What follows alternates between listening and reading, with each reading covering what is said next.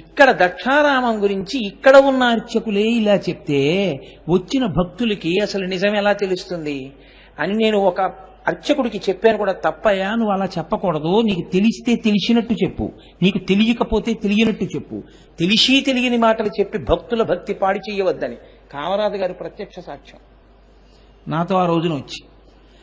ఇవాళ తెలిసి తెలియని స్థితిలో ఉన్నటువంటి ఉపాలయాల్లో ఉన్న అర్చకులు అంత ఘోరమైన మాటలు చెప్తున్నారు. కాబట్టి దక్షారామం పరమోత్కృష్టమైనటువంటి క్షేత్రం అది. అక్కడ యమధర్మరాజు గారి యొక్క భార్య ధూమ్నోర్న కళాబీ జల్లుతుంది వచ్చే పర్వదినాల్లో. లక్ష్మీదేవి తుడుస్తుంది అక్కడ. వాయుదేవుడి భార్య ముగ్గులు పెడుతుంది. ఒక్క దక్షారామ క్షేత్రంలోని ఏకాదశి తిథి నాడు పరమశివుడు భోగం అనుభవిస్తాడు. పైమేడ నుంచి రాత్రి అమ్మవారు నిద్రపోయిన తర్వాత కిందకి దిగొచ్చి మాణిక్యాంబా దేవాలయంలోకి ప్రవేశిస్తుంది ఉత్సవమూర్తి. అంటే సానివాడ ప్రవేశము అంటారు దాన్ని. అంటే అంత భోగం అనుభవిస్తాడు శివుడు. అందుకే భోగం కావాలన్నా ఐశ్వర్యం కావాలన్నా దక్షారామం తప్పకుండా వెళ్ళండి అంటారు. అందుకే లోకంలో అన్నిటికన్నా కష్టసాధ్యమైన విషయం ఏమిటో తెలుసా అండి? మోక్షము అన్నమాట. చాలా తేలిగ్గా వాడేస్తాం కానీ ఏదో మోక్షం మోక్షం అని. మోక్షం అంత తేలికైన మాట ఏం కాదది. కానీ ఆ మోక్షమును కూడా ఎంతో తేలిగ్గా ఇవ్వడానికి ముందుకొచ్చిన వాడు ఎవరో తెలుసా అండి లోకంలో? పరమేశ్వరుడే. ఎందుకనంటే ఆయన దగ్గరికి వెళ్ళి ఒక మాట అడిగారు, అయ్యా మాకు మోక్షం కావాలి అంటే సులభమైన మార్గం ఏదైనా చెప్పండి, కలియుగంలో పుడుతున్నాం, మేము ఏం చేస్తే మాకు మోక్షం వస్తుందని అడిగారు. ఆయన అన్నాడు, ఒక పని చేయండి, దర్శనాదభ్రసదసి, చిదంబరం వెళ్ళి దర్శనం చేయండి, మోక్షం ఇస్తానన్నాడు. చిదంబరం వెళ్ళి దర్శనం చేస్తే మోక్షం వస్తే చిదంబరం వెళ్ళి దర్శనం చేసుకోవడం చాలా తేలిక కదండి. అక్కడే ఉంది ఇబ్బంది అంతా. ఎందుకో తెలుసా? చిదంబరం మీరు వెళ్ళారనుకోండి శివలింగ దర్శనానికి, ఓ పెద్ద తెర ఒకటి వేసి ఉంటుంది. తెర తీస్తారు, శివలింగ దర్శనం అవుతుంది, అందరూ సిద్ధంగా ఉండండి అంటారు. అందరూ గబగబా వేళ్ల మీద నిలబడి ఇలా తలలు ఎత్తి చూస్తూ ఉంటారు. ఓసారి ఆ తెర ఇలా తీస్తారు. తీసేటప్పటికి ఓ గోడ ఒకటి ఉంటుంది, అక్కడ గోడకి ఇలా మారేడు దళాల దండలు వేసి ఉంటాయి. ఒక్క 2 నిమిషాలున్న హారతి ఇలా చూపిస్తారు, చూపించి కరేసేస్తారు. ఇందులో ఉన్న వాళ్ళందరూ వెళ్ళిపోయి కొత్త వాళ్ళు వస్తారంటారు. ఈ బయటకు వచ్చేవాడు అంటాడు, అరే నీకేమన్నా అందరూ ఏమిటనుకుంటారంటే అక్కడ శివలింగం ఉందనుకుంటారు అనుకుని, గడుసువాడైతే అంటాడు, నేను చూశాను చిదంబరంలో, నీకేం కనపడిందంటే, అదేంటి నువ్వు చూడలేదా, శివలింగం ఉంది, నల్లటి శివలింగం అంటాడు. పచ్చి అబద్ధం. అలా నాకు కనపడలేదంటే బాగుండదని అలా చెప్పేస్తుంటారు కొంతమంది. చిదంబరంలో శివలింగం ఏమి ఉండదు అక్కడ. చిదంబరం నటరాజస్వామి బయటికి వస్తే అదే ఒక నిజాయితీపరుడు ఉంటాడు. ఆయన అంటాడు, అదేంటంటే నాకేం కనపడలేదు అంటాడు పాపం. అంటే నీ కర్మ, కనపడకపోవడం ఏంటి, నువ్వు ఆ వెలుతురు అవి అదే చూస్తూ ఉండిపోయావు, మా కిందే గోడ ఉంది, మారేడు దళాలు ఉన్నాయి కదా, గోడకు కదా కట్టారంటే, ఆ గోడకు కట్టారా, ఈ కుడి పక్క మూలుందా, అక్కడ ఉంది చూడలేదా, అయ్యో నేను ఆ మూల, మరి అందుకే గుళ్ళోకి వచ్చినప్పుడు జాగ్రత్తగా చూడాలంటాడు. అయ్యో అని వాడు తలగొట్టుకుంటూ పోతాడు. పోన్లేవా ఇంకో మాట్లాడదామంటే బస్ టైం అయిపోయింది అంటాడు. చెప్పిన వాడికి తెలుసు అక్కడ లేదని, విన్నవాడికి పాపం నేను చేసుకోలేకపోయానని అనుమానం. కోటేశ్వరరావు ఎప్పుడన్నా చిదంబరం వెళ్తే చెప్పండి, నేను వస్తాను, అప్పుడు శివలింగం చూడలేకపోయాను, మా మేనలుడికి కనపడింది అంటాడు. మీ మేనలుడికి కనపడట అదో అబద్ధం. చిదంబరంలో దర్శనం అంటే ఏమిటో తెలుసా అంటే, అది ఆకాశలింగం. ఆకాశలింగం అంటే అన్నీ ఎందులో ఉన్నాయో దానికి ఆకాశం అని పేరు. ఇప్పుడు ఇది ఉందనుకోండి, దీన్ని మఠాకాశం అంటారు. అలాగే ఓ కొండ ఉందనుకోండి, దాన్ని ఘటాకాశం అంటారు. అందులో ఉన్న ఖాళీ ఘటాకాశం, మఠాకాశం, మఠాకాశం, అనంతాకాశం, ఇలా అన్ని కలిపి ఆకాశంలోనే ఉంటాయి. అన్నీ ఎందులో ఉన్నాయో దానికి ఆకాశం అని పేరు. ఆకాశ్ అంటే అంతటా ప్రకాశించేటటువంటి ఈశ్వర స్వరూపం. అంతటా ప్రకాశించేదాన్ని ఎలా చూపిస్తారు? అందులో ఆకాశమే అక్కడ ఉందని గోడకి వేస్తారు మారేడు దళాలు. అంటే ఇక్కడ జ్ఞానంతో దర్శనం చేయాలి చిదంబరంలో. ఎంత చెప్తే మాత్రం అక్కడికి వెళ్ళి ఆ భావన నిలబడుతుంది? అలా దర్శనం చేసి నమస్కారం చెయ్యగలిగినటువంటి స్థితికి ఎదగగలిగిన వాడు ఎవడో ఒకడు ఉంటాడు తప్ప, మిగిలిన వాడికి ఆ తెర తీసి మారేడు దళాల దండలు చూపించి తెర వేస్తే అబ్బాయి ఏముందండి అని వచ్చేస్తాడు, వాడికి ఏం అర్థం అవ్వదు. అటు వెళ్ళిన వాళ్ళు అన్నారు, అయ్యో స్వామి నువ్వు అన్నావు కానీ ఏదో చిదంబరం అంటే పెడతాం కానీ మాకు ఆ తత్వం అంతా అర్థం అవుతుందా, ఇంకొక మాట చెప్పండి అన్నారు. ఇక్కడ దక్షారామం గురించి ఇక్కడ ఉన్న అర్చకులే ఇలా చెప్తే వచ్చిన భక్తులకి అసలు నిజం ఎలా తెలుస్తుంది అని నేను ఒక అర్చకుడికి చెప్పాను కూడా. తప్పయ్యా, నువ్వు అలా చెప్పకూడదు, నీకు తెలిస్తే తెలిసినట్టు చెప్పు, నీకు తెలియకపోతే తెలియనట్టు చెప్పు, తెలిసి తెలియని మాటలు చెప్పి భక్తుల భక్తి పాడి చేయవద్దని కామరాజు గారి ప్రత్యక్ష సాక్ష్యం నాతో ఆ రోజున వచ్చి. ఇవాళ తెలిసి తెలియని స్థితిలో ఉన్నటువంటి ఉపాలయాల్లో ఉన్న అర్చకులు అంత ఘోరమైన మాటలు చెప్తున్నారు. కాబట్టి దక్షారామం పరమోత్కృష్టమైనటువంటి క్షేత్రం అది. అక్కడ యమధర్మరాజు గారి యొక్క భార్య ధూమ్నోర్న కళాబీ జల్లుతుంది వచ్చే పర్వదినాల్లో. లక్ష్మీదేవి తుడుస్తుంది అక్కడ. వాయుదేవుడి భార్య ముగ్గులు పెడుతుంది. ఒక్క దక్షారామ క్షేత్రంలోని ఏకాదశి తిథి నాడు పరమశివుడు భోగం అనుభవిస్తాడు. పైమేడ మించి రాత్రి అమ్మవారు నిద్రపోయిన తర్వాత కిందకి దిగొచ్చి మాణిక్యాంబ దేవాలయంలోకి ప్రవేశిస్తుంది ఉత్సవమూర్తి. అంటే సానివాడ ప్రవేశము అంటారు దాన్ని. అంటే అంత భోగం అనుభవిస్తాడు శివుడు. అందుకే భోగం కావాలన్నా ఐశ్వర్యం కావాలన్నా దక్షారామం తప్పకుండా వెళ్ళండి అంటారు. అంత గొప్ప క్షేత్రం దక్షారామం. అటువంటి దక్షారామ క్షేత్రం మనకి కాకినాడ పట్టణానికి కూతవేటు దూరంలో ఉండడం, మనం దాన్ని ఎక్కువ మార్లు దర్శనం చేసుకునేటటువంటి భాగ్యం మనకి కలిగి ఉండడం నిజంగా అది మనకి పరమేశ్వరుడు ఇచ్చినటువంటి గొప్ప అదృష్టం. అయితే నేను మీతో ఒక మాట అన్నాను, ఇవాళ అక్కడ కొంతమంది దాని గురించి పొరపాటుగా చెప్తున్నారు అని. అందరూ అని మీరు అనుకోకండి, కొంతమంది నిబద్ధత కలిగిన మహాపురుషులు ఉన్నారు. ఎందుకంటే నేను వేరొక పర్యాయం అక్కడ ఉపన్యాసాలకు వెళ్ళినప్పుడు చూశాను, ఎంతో నిబద్ధత కలిగిన వారు, చక్కగా పూజ చేసేవారు, చక్కగా విషయాన్ని వివరించగలిగిన వారు కూడా ఉన్నారు. కానీ ఏ ఒక్కరు క్షేత్రంలోకి వెళ్ళిన తర్వాత తప్పుగా అక్కడ విషయాల్ని చెప్పినా భక్తులు అవే నిజం అనుకుంటారు. అది ప్రమాదంతో కూడుకున్నటువంటి విషయం. సరే, నేను మీతో ఎందుకు ప్రస్తావన చేయవలసి వచ్చింది ఈ విషయాన్ని అంటే, శంకరుడు దక్షారామ క్షేత్రంలోకి వీరభద్రుణ్ణి పంపించాడు. అక్కడే దక్ష ప్రజాపతి ఉండేవాడు, అక్కడే చేశాడు యజ్ఞాన్ని, అక్కడే దాక్షాయిణి శరీరాన్ని విడిచిపెట్టింది. కాబట్టి ఆ వీరభద్రుడు చాలా ఉగ్రతతో అక్కడికి వెళ్లి తాండవం చేస్తూ ఆయన అందరినీ నిగ్రహించినప్పుడు చంద్రుడు అక్కడికి వచ్చి కూర్చుని ఉన్నాడు. కానీ ఈయన వీరావేశంతో చంద్రుణ్ణి కింద పడేసి ఆయన శరీరాన్నంతటినీ తొక్కేశాడు. తొక్కేస్తే ఆయన పరమశివుడికి మొరపెట్టుకున్నాడు, ఈశ్వరా, నేనేమీ తప్పు చేయలేదు, నేను ఒక్క మాటం లేదు, కానీ నన్ను కింద పడేసి ఇలా తొక్కేశావు అన్నాడు. అంటే శంకరుడు అన్నాడు, ఓ నీకంత ఇబ్బంది కలిగింది కదూ అని వెంటనే పైకెత్తి తన తల మీద పెట్టుకున్నాడు. ఆనాటి నుంచి చంద్రుడు శంకరుడు యొక్క తల మీద ఉండడం ప్రారంభించాడు. అప్పటి నుంచి ఆయన కిందకి దింపలేదు. ఇంకా మీరు చూడండి, నెత్తి మీద పెట్టుకున్నాడండి అంటారు. నెత్తి మీద పెట్టుకున్నాడండి అన్న మాటకి అర్థం ఏమిటంటే అంత ప్రేమ చూపించేటటువంటి వాడు అని దానికి అర్థం. ఆయన వలన అంత క్రోధంలో చంద్రుణ్ణి అక్కడికి వచ్చినందుకు ఆయన తొక్కాడు. నిజానికి అది కూడా అపరాధమే, అలాంటి యాగానికి రావడం. కాబట్టి తొక్కినందుకు నన్ను తొక్కేశావయ్యా అన్నాడని మళ్ళీ నెత్తి మీద పెట్టుకున్నాడు. అది ఒక కారణం. ఇవి మీరు పక్కన పెడితే అసలు ఆయన చంద్రశేఖరుడు అవడానికి రెండు చాలా గొప్ప కారణాలున్నాయి.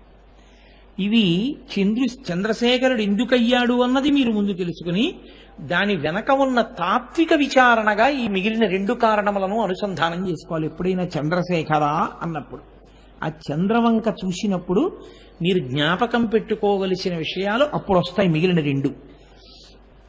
అయితే మీరు ఒకటి గుర్తుపెట్టుకోవాలి, ఈ చంద్రరేఖ కేవలం పరమశివుడి కిరీటం మీదే కాదు, అమ్మవారి కిరీటం మీద ఉంటుంది, వినాయకుడి కిరీటం మీద కూడా ఉంటుంది. అందుకే ఆయనకి కూడా చంద్రధరుడు అని ఒక పేరు. మీరు చూడండి, పరమశివుడు చంద్రుణ్ణి తల మీద పెట్టుకున్నాడు. చంద్రుడు ఎటువంటి వాడు? ఇప్పుడు తల మీద పెట్టుకోవాలంటే పూజనీయమైన వస్తువు అయితే కదండి తల మీద పెట్టుకుంటాం. ఏది పడితే అది తల మీద పెట్టుకోం. ఎందుకు పెట్టుకోం? తల జ్ఞానేంద్రియములన్నిటి యొక్క సంఘాతము దీని ఎందు ఎక్కువ ఉంటాయి. కళ్ళనగా, ముక్కనగా, చెవులనగా, నాలుకనగా, సున్నితమైన చర్మభాగమనగా, బుద్ధి ప్రచోదనం చేసేటటువంటి మెదడనగా, ఇవన్నీ తలలోనే ఉంటాయి. కాబట్టి తలకి ఒక గౌరవం ఉంటుంది. కాదు, కారణం అసలు తలకంత గౌరవం రావడానికి కారణం ఏమిటంటే తల మనకి సీమ, అంటే సీమ అంటే హద్దు అంటారు, అది ఎల్ల. ప్రతి దానికి ఒక ఎల్ల ఉంటుంది. ఎల్ల అంటే అక్కడతో పూర్తయిపోయింది అంటారు. రాయలసీమ అని మీరు అన్నారనుకోండి, ఆ ప్రాంతము అక్కడతో పూర్తయింది, అది ఒక ప్రత్యేకమైన ప్రాంతము. తెలుగు సీమ, త్రిలింగ సీమ. సీమ అంటే హద్దు, ఎల్ల. ఈ శరీరానికి 2 సీమలు ఉంటాయి. ఒకటి పాదములు, 2 బ్రహ్మరంధ్రము. ఇందులో ఎట్టి పరిస్థితుల్లోనూ కూడా దాన్ని స్పృశించడానికి కూడా అంగీకరించకుండా అక్కడతో ఆపేస్తారు. దేన్ని ముట్టుకోరంటే బ్రహ్మరంధ్రాన్ని తాకరు. అందుకే తల దువ్వుకున్నా కూడా ఎక్కడి వరకు దూకుంటారంటే పాపట అంటారు. పాపట అంటే కేశపాశమును 2గా విడతీయుట. యథార్థమునకు అది పురుషుడికి లేదు. పురుషుడు పాపట తీయడం అన్నది ఉండదు శాస్త్రంలో. ఎందుకు ఉండదు అంటే ఒక్కటే కారణం, పురుషుడు శిఖతో ఉండాలి అని, పిలక పెట్టుకుని ఉంటాడు అని. కాబట్టి ఆయన పాపట అవసరం ఆయనకి ఏముంటుంది? ఉండదు. ఉంది అంటే ఆయన జుట్టు పెరిగిపోయింది అని గుర్తు.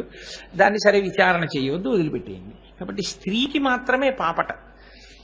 కేశపాశమును మధ్యలో గాడి చేసి 2గా విడతీస్తారు కాబట్టి పాపట అని పేరు. 2గా విడతీస్తుంది కాబట్టి. గోదావరి నది మధ్యలోకి వచ్చి నిలబడి గోదావరిని 2గా ప్రవాహాన్ని చీలిస్తుంది కాబట్టి ఆ కొండకి పాపట కొండ అని పేరు. కాశీఖండంలో పాపట కొండలు అంటారు వాటిని. పాపట కొండలు పాపిడి కొండలయ్యి, ప్రారబ్ధవశాత్తు పాపి కొండలయ్యి. అవి పాపి కొండలు కావు, పాపట కొండలు. చీల్చే గోదావరిని. అందుకే మీరు పడవలో వెడుతుంటే అదేమిట్రా ఇంకా గోదావరి అనిపిస్తుంది, అడ్డొచ్చేస్తాయి పర్వతాలు. గోదావరి 2 కింద చీల్తుంది. అలా చీల్చిన కొండలు పాపట కొండలు. ఈ పాపట ఎక్కడ వరకు తీస్తారు అంటే ఇంకా ఇక్కడ వరకే. ఇది దాటి పాపట తీయకూడదు. ఎందుకు తీయకూడదు అంటే ఇక్కడ బ్రహ్మరంధ్రం ఉంటుంది. ఈ బ్రహ్మరంధ్రమే మళ్ళీ వస్తాడా శరీరంలోకి, రాడా అనడానికి గుర్తు. అది చిట్లి వెళ్ళిపోయాడు అనుకోండి, ఇక రాడని గుర్తు. అది చిట్లకుండా చిట్లే వరకు వీళ్ళు శ్మశానంలో ఉండొచ్చారనుకోండి, మళ్ళీ వస్తాడని గుర్తు. పాపం ఎలాగో ఆయన చిట్ల కొట్టుకునంటే బదల కొట్టుకుని కాదు, యోగ మార్గంలో ఉత్క్రమణం జరగాలి. ఊర్ధ్వరేతస్కుడై ప్రాణోత్క్రమణం పైకి విడుతూ దీన్ని చిట్ల కొట్టుకుని పైకి ఎడుతుంది. అలా విడితే పునర్జన్మ లేదు, ఆయన ఈశ్వరుడు ఎందుకు కలిసిపోయాడని గుర్తు. బ్రహ్మరంధ్రం పగలలేదు, అధోముఖంగా వెళ్ళిపోయాడని గుర్తు. కాబట్టి ఏదో ఒక ఉపాధిలోకి వస్తాడు. అది కుక్కో, పందో, పిల్లో, నల్లో, మనిషో ఏమో మనకి తెలియదు, వస్తాడు జీవుడు. అంటే పాపపుణ్యములున్నాయి, అనుభవిస్తాడని గుర్తు. కాబట్టి ఇది పవిత్రమైన హద్దు, ఇది పవిత్రమైనటువంటి సీమ. మనుష్య శరీరంలో ఇది అత్యంత పవిత్రమైనటువంటి హద్దుగా చెప్తారు. అందుకే నెత్తి మీద చేపెట్టకండి, నెత్తి మీద చేపెట్టకండి అంటుంటారు. బ్రహ్మరంధ్రమును కాపాడుకుంటూ ఉంటారు. అయితే నమస్కారం దేనికి? శిరస్సు కాదు. ఇప్పుడు ఉపన్యాసం చెప్తే భావ ప్రచోదనం అంతా దేంట్లోంచి? తలలోంచి. మాట్లాడుతున్నది ఏది? నోరు. నేను ఉపన్యాసం చెప్పి ఇలా వెళ్ళిపోతుంటే నా తలకి ఇలా ఎవరైనా అంటారా? ఎవరనరు. నా కాళ్ళకి నమస్కారం చేస్తారు. అది ఎందుకు అలాగా? నా తలకి కదా చెయ్యాలి. ఉపన్యాసం అంతా వినేటప్పుడు నా ముఖం చూడటమా? నమస్కారం చేసేటప్పుడు నా కాళ్ళకి నమస్కారం చేయడమా? ఏమిటి నా తల చేసుకున్న ప్రారంధం కాదు. దానికి రహస్యం ఏమిటో తెలుసా అండి? ఇక్కడ మీరు అవలంబించేటటువంటి భక్తితో కూడిన ఆలోచన పరంపరల యొక్క శక్తి పాదముల యందున్న నాడులలో చేరుతుంది. అందుకని పాదములకు నమస్కారం. అయితే మీకు నేను ఒక రహస్యం చెప్తాను. ఎలా మైక్లో ఏమా రహస్యం అంటే, ఎప్పుడూ నమస్కారం పాదాలు ముట్టుకుని చేయకూడదు.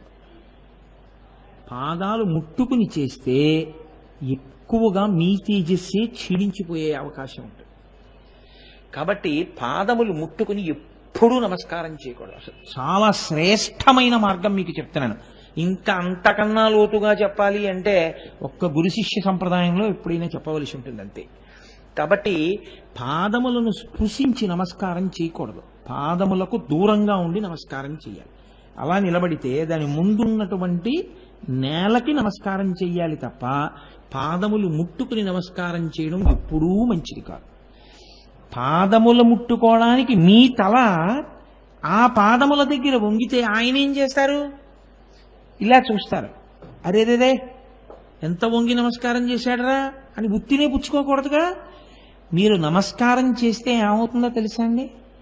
మీ రక్షణ బాధ్యతని ఎవరికి నమస్కారం చేశారో వారి యందు న్యాసము చేసినట్లు లెక్క. ఇప్పుడు ఆయన ఏం చెయ్యాలంటే అహంకారంతో అది పుచ్చుకొని వెళ్ళకూడదు.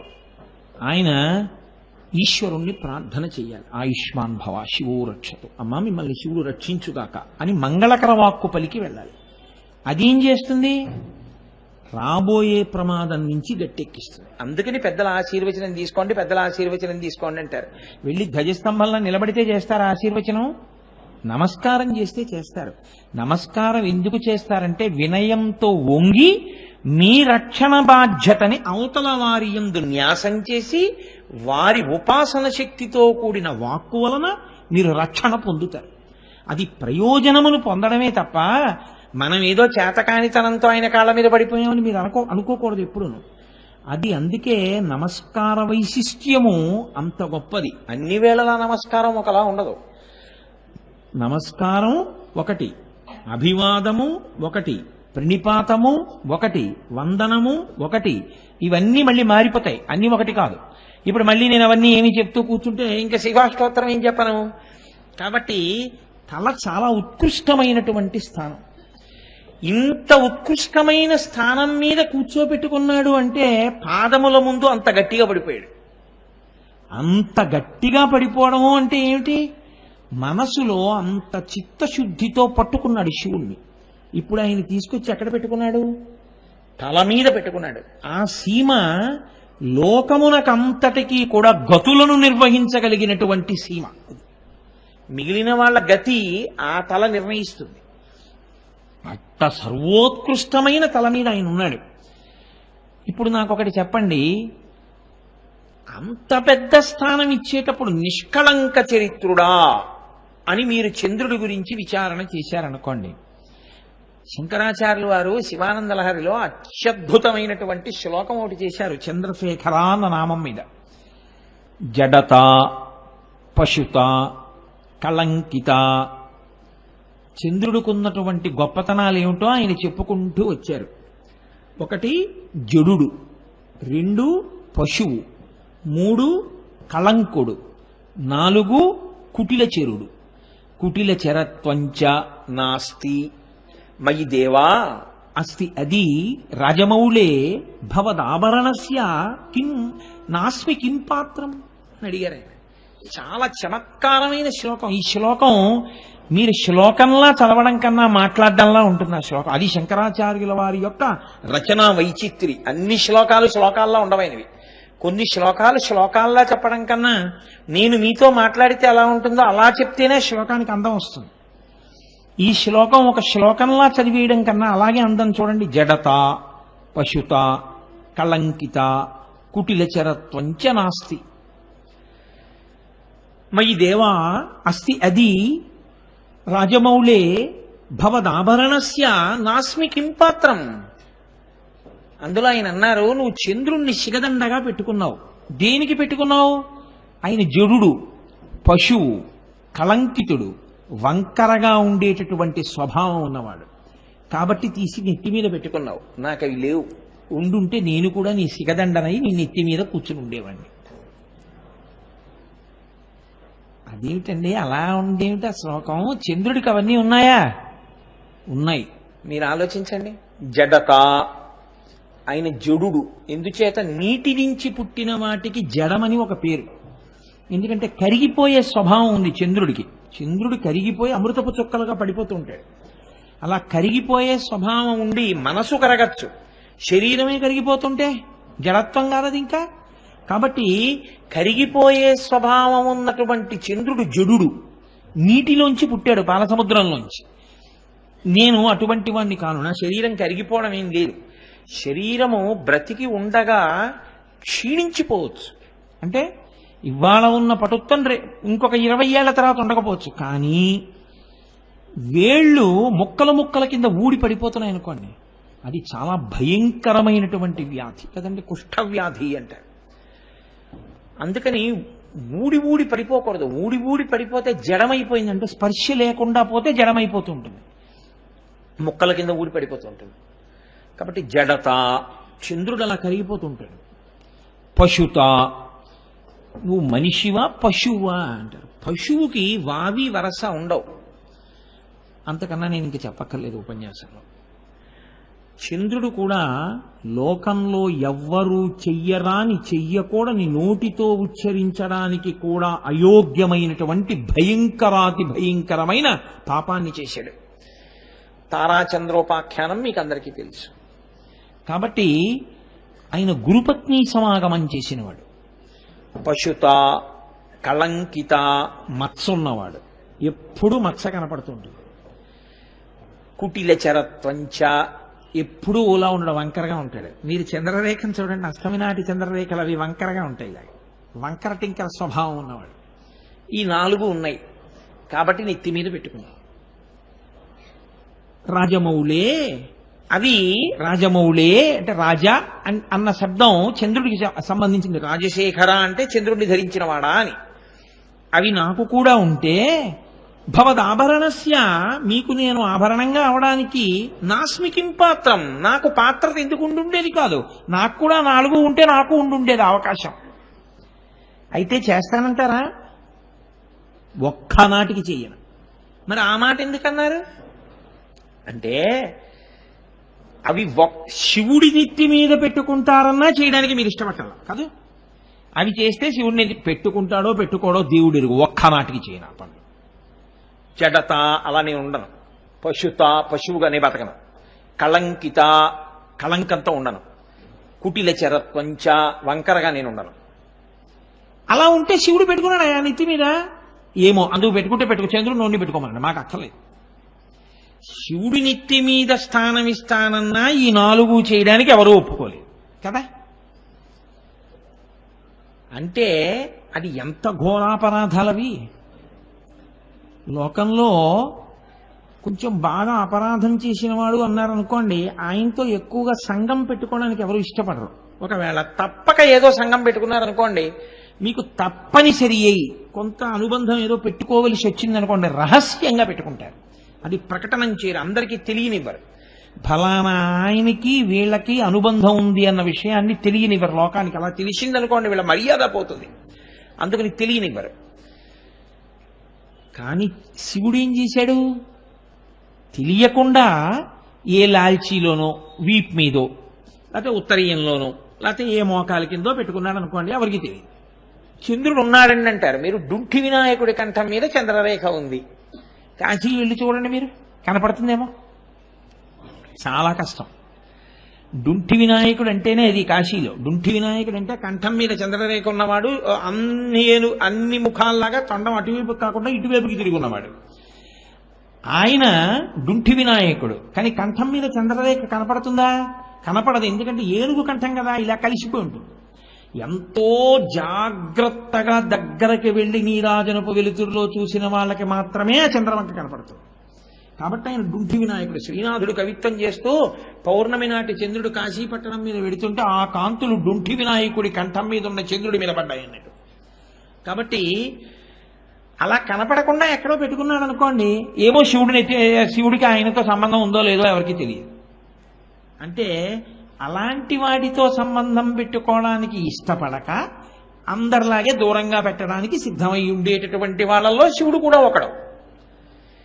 ఎంత పతనమైపోయినటువంటి వాడైనా, ఎంత పాడైపోయిన వాడైనా, ఎన్ని మచ్చలున్నవాడైనా, ఎంత చెయ్యరాని అపరాధం చేసిన వాడైనా, ఆయన జపం చేసి ఆయన పాదముల మీద పడిపోతే అందరికీ తెలిసేటట్టు నెత్తిని పెట్టుకున్నాడు. ఇది ఆయన ఔదార్యం. నువ్వు అంత తప్పులు చెయ్యమని కాదు, నువ్వెందుకు ఆయన కాళ్ళ మీద పడడానికి సంశయిస్తున్నావు? పతితపావనుడంటే పరమశివుడే. ఆయన కన్నా పతితపావనుడెవరు లోకంలో? ఇంకా మహానుభావుడు. ఇంత దోషం చేసిన చంద్రుణ్ణే నెత్తి మీద పెట్టుకుంటే దేనికి బెంగ పెట్టుకుంటున్నావు? ఏ తప్పు నువ్వు చేయకూడదో అవి నువ్వు చేసి ఉంటే శంకరుడి పాదాల మీద పడిపో చిత్తశుద్ధితో. త్రికరణ శుద్ధిగా ఆయన ముందు పడిపోయి క్షమార్పణ అడుగు. నెత్తి మీద పెట్టుకున్నాడు చంద్రుణ్ణి, నిన్ను కూడా పెట్టుకుంటాడు. ఏం బెంగ పెట్టుకోక్కర్లేదు. కానీ చెయ్యడం పడిపోవడం చేస్తే మాత్రం ఎక్కడ ఉంచాలో అక్కడ ఉంచుతాడు. ఇదే చిట్ట చివరిసారి నాకు బుద్ధి వచ్చిందని పడిపోతే మాత్రం నెత్తి మీద పెట్టుకోవడానికి ఆయన సిద్ధంగా ఉన్నాడు. రామచంద్రమూర్తి చూడండి, రామాయణంలో యుద్ధకాండలో ప్రతిజ్ఞ చేస్తారు. సకృదేవ ప్రపన్నాయ తమాస్మీతి యాచతే అభయం సర్వభూతేభ్యో దదామ్యే తద్వ్రతం మమ అంటారు. ఎవరైనా సరే నా దగ్గరికి వచ్చి రామా నేను నీవాడను అంటే చాలు, నేను వాడిని రక్షిస్తానంటారు. శంకరుడు ఇంకా ముందుకు వెళ్ళినవాడు. ఆయన అన్నాడు, ఎన్ని పాపములు చేసిన వాడైనా సరే నా దగ్గర పడిపోతే చాలు, నాకు నమస్కారం అని ఇలా భూమి మీద పడిపోతే చాలు, వాడిని ఎత్తి తల మీద పెట్టుకుంటానన్నాడు. ఇది ఈ చంద్రశేఖర అన్న నామం పరమశివుని యొక్క ఔదార్యాన్ని, ఆయన ఇవ్వలేనిది లేదు లోకంలో. అందుకే లోకంలో అన్నిటికన్నా కష్టసాధ్యమైన విషయం ఏమిటో తెలుసా అండి? మోక్షము అన్నమాట. చాలా తేలిగ్గా వాడేస్తాం కానీ ఏదో మోక్షం అని. మోక్షం అంత తేలికైన మాట ఏం కాదది. కానీ ఆ మోక్షమును కూడా ఎంతో తేలిగ్గా ఇవ్వడానికి ముందుకొచ్చిన వాడు ఎవరో తెలుసా అండి లోకంలో? పరమేశ్వరుడే. ఎందుకనంటే ఆయన దగ్గరికి వెళ్ళి ఒక మాట అడిగారు, అయ్యా మాకు మోక్షం కావాలి అంటే సులభమైన మార్గం ఏదైనా చెప్పండి, కలియుగంలో పుడుతున్నాం, మేము ఏం చేస్తే మాకు మోక్షం వస్తుందని అడిగారు. ఆయన అన్నాడు, ఒక పని చేయండి, దర్శనాదభ్రసదసి, చిదంబరం వెళ్ళి దర్శనం చేయండి, మోక్షం ఇస్తానన్నాడు. చిదంబరం వెళ్ళి దర్శనం చేస్తే మోక్షం వస్తే చిదంబరం వెళ్ళి దర్శనం చేసుకోవడం చాలా తేలిక కదండి. అక్కడే ఉంది ఇబ్బంది అంతా. ఎందుకో తెలుసా? చిదంబరం మీరు వెళ్ళారనుకోండి శివలింగ దర్శనానికి, ఓ పెద్ద తెర వేసి ఉంటుంది. తెర తీస్తారు, శివలింగ దర్శనం అవుతుంది, అందరూ సిద్ధంగా ఉండండి అంటారు. అందరూ గబగబా వేళ్ల మీద నిలబడి ఇలా తలలు ఎత్తి చూస్తూ ఉంటారు. ఓసారి ఆ తెర ఇలా తీస్తారు. తీసేటప్పటికి ఓ గోడ ఒకటి ఉంటుంది, అక్కడ గోడకి ఇలా మారేడు దళాల దండలేసి ఉంటాయి. ఒక్క 2 నిమిషాలున్న హారతి ఇలా చూపిస్తారు, చూపించి తెరేసేస్తారు. ఇందులో ఉన్న వాళ్ళందరూ వెళ్ళిపోయి కొత్త వాళ్ళు వస్తారంటారు. ఈ బయటకు వచ్చేవాడు అంటాడు, అరే నీకేమన్నా, అందరూ ఏమిటనుకుంటారంటే అక్కడ శివలింగం ఉందనుకుంటారు. అనుకుని గడుసువాడైతే అంటాడు, నేను చూశాను చిదంబరంలో, నీకేం కనపడిందంటే, అదేంటి నువ్వు చూడలేదా, శివలింగం ఉంది, నల్లటి శివలింగం అంటాడు. పచ్చి అబద్ధం. అలా నాకు కనపడలేదంటే బాగుండదని అలా చెప్పేస్తుంటారు కొంతమంది. చిదంబరంలో శివలింగం ఏమి ఉండదు అక్కడ. చిదంబరం నటరాజస్వామి బయటికి వస్తే అదే ఒక నిజాయితీపరుడు ఉంటాడు. ఆయన అంటాడు, అదేంటంటే నాకేం కనపడలేదు అంటాడు. పాపం అంటే నీ కర్మ, కనపడకపోవడం ఏంటి, నువ్వు ఆ వెలుతురు అవి అదే చూస్తూ ఉండిపోయావు, మా కిందే గోడ ఉంది, మారేడు దళాలు ఉన్నాయి కదా, గోడకు కదా కట్టారు. ఆ గోడకు కట్టారా, ఈ కుడి పక్క మూలుందా, అక్కడ ఉంది చూడలేదా, అయ్యో నేను ఆ మూల, మరి అందుకే గుళ్ళోకి వచ్చినప్పుడు జాగ్రత్తగా చూడాలంటాడు. అయ్యో అని వాడు తలగొట్టుకుంటూ పోతాడు. పోన్లేవా ఇంకో మాట్లాడదామంటే బస్ టైం అయిపోయింది అంటాడు.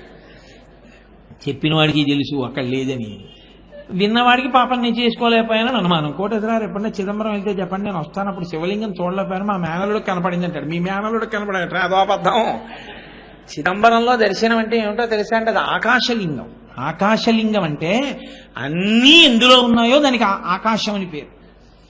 ఇప్పుడు ఇది ఉందనుకోండి, దీన్ని మఠాకాశం అంటారు. అలాగే ఓ కొండ ఉందనుకోండి, దాన్ని ఘటాకాశం అంటారు. అందులో ఉన్న ఖాళీని ఘటాకాశం, మఠాకాశం, మఠాకాశం, అనంతాకాశం, ఇలా అన్నీ కలిపి ఆకాశంలోనే ఉంటాయి. అన్నీ ఎందులో ఉన్నాయో దానికి ఆకాశం అని పేరు. ఆకాశ్ అంటే అంతటా ప్రకాశించేటటువంటి ఈశ్వర స్వరూపం. అంతటా ప్రకాశించేదాన్ని ఎలా చూపిస్తారు? అందులో ఆకాశమే అక్కడ ఉందని గోడకి వేస్తారు మారేడు దళాలు. అంటే ఇక్కడ జ్ఞానంతో దర్శనం చేయాలి చిదంబరంలో. ఎంత చెప్తే మాత్రం అక్కడికి వెళ్ళి ఆ భావన నిలబడుతుంది?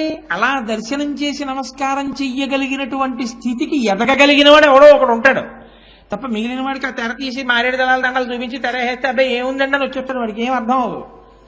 అటు వెళ్ళిన వాళ్ళు అన్నారు, అయ్యో స్వామి నువ్వు అన్నావు కానీ ఏదో చిదంబరం అంటే పెడతాం కానీ మాకు ఆ తత్వం అంతా అర్థమవుతుందా, ఇంకొక మాట చెప్పండి అన్నారు. దర్శనాదభ్రసదసి జననాత్ కమలాలయే, తిరువారూరులో పుడితే మోక్షం ఇస్తానన్నాడు.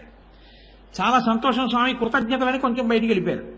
వెళ్ళిపోయిన తర్వాత వాడు అన్నాడు, నీ మొహం ఎట్సా పుట్టడం నీ చేతిలో ఉందా నా చేతిలో ఉందా? అమ్మ ఎక్కడ ఉంటే అక్కడ పడతావు, విమానంలో ఉంటే విమానంలో పడతావు, రైల్లో ఉంటే రైల్లో పడతావు, బస్సులో ఉంటే బస్సులో పడతావు, కాకినాడలో ఉంటే కాకినాడలో పడతావు, కాశీ వెడితే కాశీలో పడతావు. అమ్మప్పటికి కమలాలయంలో ఉండద్దు తిరువారూరులో? ప్రతి గర్భిణీ స్త్రీ తిరువారూరు వెళ్ళి కూర్చుంటుందా పురిటికి? ఎలా కుదురుతుంది? స్వామి మా చేతిలో ఉందా పుట్టడం, తిరువారూరులో పుడితే మోక్షం ఇస్తానంటే, అరే ఇది అడగడం మర్చిపోయినరా అని మళ్ళీ వెళ్ళి స్వామి ఇలా అన్నావు, తిరువారూరులో పుడితే మోక్షం ఇస్తానన్నావు, తిరువారూరులో పుట్టడం అంత తేలిక? ఇంకో మాట చెప్పు. ఆయన అన్నాడు, జననాత్ కమలాలయే కాశ్యాంతు మరణాన్ముక్తి. పూని ఒక వయసు వచ్చిన తర్వాత ఇంకా బాధ్యతలన్నీ అయిపోయాయి అని నువ్వు అనుకున్న తర్వాత కాశీ వెళ్ళిపోయి ఉంటావా? కాశీలో ప్రాణం విడిచిపెట్టి మోక్షం ఇచ్చేస్తాను. నువ్వు ఏం చేయకపో వదిలే. నువ్వు కాశీ వెళ్ళి చచ్చిపోతే, కాశీలో చచ్చిపోతే, కాశీ వెళ్ళి చచ్చిపోతే అంటే నా ఉద్దేశం వెళ్ళి అక్కడ ఏదో రకంగా చచ్చిపోమని కాదు, అలా మళ్ళీ దాన్ని అన్వయాలు చేసేసుకోకండి. కాశీ వెళ్ళి ఉండిపోయి తనంత తాను శరీరం పడిపోయినప్పుడు అప్పుడు కూడా మోక్షం ఇస్తాను. ఇచ్చాడా? ఇచ్చాడు. రామకృష్ణ పరమహంస ధ్యానంలో చూశారు, కొన్ని వేల మందికి, లక్షల మందికి, పురుగులకి, కీటకాలకి, క్రిములకు కూడా ఆయన మోక్షం ఇస్తుండగా ఆయన దర్శనం చేశారు. అలా జరుగుతుంది అని కాశీఖండంలో కూడా చాలా ప్రస్తుతి చేసి చెప్తారు ఈ విషయాన్ని. అందులో పరమశివుడు ప్రాణోత్క్రమణ సమయంలో వచ్చేటటువంటి విషయాన్ని ఒక సీసపద్యంలో శ్రీనాథుడు వర్ణన చేస్తాడు. చాలా అద్భుతమైనటువంటి పద్యం. అందులో ఆ ప్రాణోత్క్రమణం అయిపోతుండగా ఇంకా ఆఖరి ఊపిరి మాత్రమే మిగిలిపోయింది అని ఊపిరి అందక కొట్టుకుంటున్నటువంటి సమయంలో ఎగ ఊపిరి వచ్చి ఆయాసం వచ్చేస్తుంటే, పాలిండ్లు కదలంగ పసిడిపయ్యద వీచు అచలాధిపుని కూర్మి ఆడుబిడ్డ. ఎప్పుడో చదివిన పద్యం, దాన్ని స్ఫురణలోకి తెచ్చుకోవడానికి ఈశ్వరానుగ్రహం. ఆ పాలిండ్లు కదలంగ పసిడిపయ్యద వీచు అచలాధిపుని కూర్మి ఆడుబిడ్డ, తూత్కారము ధరించి తొండంబు ముక్కున శిఖరారావంబు జిలుకు డుంఠి, ప్రత్యక్షమై వచ్చి భాగీరథి గంగ మృదుల హస్తము సాచి మేనునివురు, ప్రథమోత్తమండు భృంగి భయరక్షణార్థంబు పాలాగ్రమున తీర్చు భసితరేక, దక్షిణ శృతి మీదుగా ధాత్రి తెల్లి పెద్ద నిద్రకు మాగన్ను పెట్టువేళ, పంచజనులకు తారక బ్రహ్మ విద్య అభవుడు ఉపదేశమునరించునప్పుడు కాశీ. ఏమి పద్యం! కాలిండ్లు కదలంగ పసిడిపయ్యద వీచు అచలాధిపుని కూర్మి ఆడుబిడ్డ. చక్కటి తెలుగు మాటలు పడ్డాయండి మహానుభావుడికి. ఆఖరి ఊపిరి అందక కొట్టుకుంటుంటే పార్వతీదేవి వచ్చి పక్కన కూర్చుని తన పవిట కొంగుతో విసురుతుందిట కాశీపట్టణంలో. ధూత్కారమునరించి తొండంబు ముక్కున శిఖరారావంబు జిలుకు డుంఠి. డుంఠి గణపతి బయలుదేరి వచ్చి వాడి పక్కన కూర్చుని, ఏనుగు తొండం చివరెప్పుడు చల్లగా ఉంటుంది తడిగా, దాన్ని ముక్కు దగ్గర పెట్టి ఊపిరి ఊత్తట, పీల్చుకోని. ధూత్కారమునరించి తొండంబు ముక్కున శిఖరారావంబు జిలుకు డుంఠి, ప్రత్యక్షమై వచ్చి భాగీరథి గంగ మృదుల హస్తము సాచి మేనునివురు. గంగమ్మ గంగానది మించి అధిష్టాన దేవత లేచి వచ్చి పక్కన కూర్చుని, అసలే గంగమ్మ కదా చల్లటి తల్లి, ఆవిడ లేచి వచ్చి తన చల్లటి చేత్తో ఒళ్ళు నిమురుతూ, నాన్న భయపడుతున్నావా, చెమట పడుతోందా, ఊపిరి అందట్లేదా, బెంగ పెట్టుకోకు అని ఒళ్ళు నిమురుతుంది. ప్రథమోత్తముండు భృంగి భయరక్షణార్థంబు పాలాగ్రమున తీర్చు భసిత రేఖ. భృంగి ప్రథమ గణాల్లో ఆయన ఒక గొప్ప స్థితిని పొందినవాడు. మిగిలిన ప్రమదగణాలు వేరు, భృంగి వేరు. నాకు ఎప్పుడైనా భృంగిని చూడాలి అని ఉండేది బలమైన కోరిక. ఎక్కడైనా భృంగి కనపడతాడా అని. ఎక్కడ ఏ శివాలయంలో నేను భృంగిని చూడాల. ఆఖరికి నా అదృష్టవశాత్తు భృంగిని కాంచీపురంలో చూశాను. 3 కాళ్లతో ఉంటాడు. ఆయనది అదో విచిత్రమైన భక్తి భృంగిది. భృంగికి ఆడవాసన గిట్టదు. అమ్మవారికి కూడా నేను నమస్కారం చేయనంటాడు, ఒక్క శివుడికే నమస్కారం. ఎప్పుడైనా అలా వస్తే పార్వతీ పరమేశ్వరులు పక్క పక్కన కూర్చుంటే ఆయన శివుడికి నమస్కారం చేసి వెళ్ళిపోతాడు. వెళ్ళిపోతే పార్వతీదేవిని ఇదేమో ఘాయిత్యం మీకు నమస్కారం చేసి వెళ్ళిపోతాడు, నాకు చేయడేమంది. పోన్లే ఎలా అయితేనే మన బిడ్డడేగా పార్వతీ అనేవాడు. ఆవిడకో రోజు వస్తాడు, ఆయనకి ప్రదక్షిణం చేసేసి ఆయనకి నమస్కారం పెట్టి వెళ్ళిపోతాడేమిటి? ఏం చేస్తాడో చూస్తానని అర్ధనారీశ్వర స్వరూపంతో ఆయనలో సగానికి కలిసిపోయింది. ఇప్పుడు ప్రదక్షిణం చేస్తే ఆవిడికి చెయ్యాలిగా, నమస్కారం చేస్తే ఆయనదో పాదం ఈవిడిదో పాదం, ఏం చేస్తాడో చూద్దాం. ఆయన ఏం చేశాడంటే ఇలా తిరిగి వచ్చాడు. తిరిగి వచ్చి ఇక దాటితే, ఇక్కడ వీపు దాటితే పార్వతీదేవి, ఎలా? ఆయన ఆవిడికి చేయడు ప్రదక్షిణం. అందుకని ఆయన కందిరీగైపోయి పార్వతీ పరమేశ్వరుల మధ్యలో తొలిచేశాడు. తొలిచేసి ప్రదక్షిణం చేసి పరమశివుడి పాదానికి నమస్కారం చేసి వెళ్ళిపోయాడు. ఏమిటి ధూర్తతనం శంకర అందావిడ. ఏ ధూర్తతనమో మన భక్తులు అలా ఉండవి అన్నాడు. ఆ భృంగి 3 కాళ్లతో ఉంటాడు. అందుకే వ్యాఘ్రపాదుడు, పతంజలి, భృంగి వీళ్ళందరూ తాండవం గురించి మీరు ఎప్పుడైనా చదవాలి, అద్భుతంగా ఉంటుంది ఆ శివతాండవం గురించి. అందులో ఆ భృంగి 3 కాళ్లతో నిలబడి ఉంటాడు. భృంగీచ్ఛా నటనోత్కట కరిమదగ్రాహీ స్ఫురన్మాధవాహ్లాదో నాదయుతో మహాసితవపు పంచేషు నాచాధృత సత్పక్షస్సు మనోవనేషు నపున సాక్షాన్మదీయే మనో రాజీవే భ్రమరాధిపో విహరతాం శ్రీశైలవాసీ విభూ అంటారు శంకర భగవత్పాదులు శివానంద లహరిలో. ఆ భృంగి ప్రథమోత్తముండు భృంగి, మళ్ళీ వెనక్కి రండి కాశీపట్టణంలోకి. ప్రథమోత్తముండు భృంగి భయరక్షణార్థంబు ఫాలాగ్రమున తీర్చు భసిత రేఖ. భయపడకయా అని భస్మ చల్లితే స్నానం చేసేసినట్టే అనారోగ్యంతో ఉన్నప్పుడు. అందుకని ఆ భస్మ తెచ్చి తల మీద వేసి విభూతి రేఖలు పెడతాట. అప్పుడు దక్షిణ శృతి మీదుగా ధాత్రి తెళ్ళి పెద్ద నిద్రకు మాగన్ను పెట్టువేళ. అబ్బా ఏమి మాట అండి! నాకు అసలు ఇంకా మాట అంటే ఒక వ్యామోహం అన్నమాట. అంత ఇష్టం నాకు ఆ మాట. ఒక్క మహానుభావుడు ఆయనకే పడింది. పెద్ద నిద్రకు మాగన్ను పెడుతున్నాడంటారు. అలా కళ్ళు పడిపోతుంటాయి. ఆ నిద్రలోంచి లేస్తాడు రేపు పొద్దున్న, ఇది పెద్ద నిద్రకు మాగన్ను పెట్టువేళ. ఇక మళ్ళీ కళ్ళు తెరవడం. ఆ నిద్రలో రెప్ప పడిపోతే ఇక తీయడం ఉండదు, ఆ శరీరాన్ని కాల్చేయవలసింది.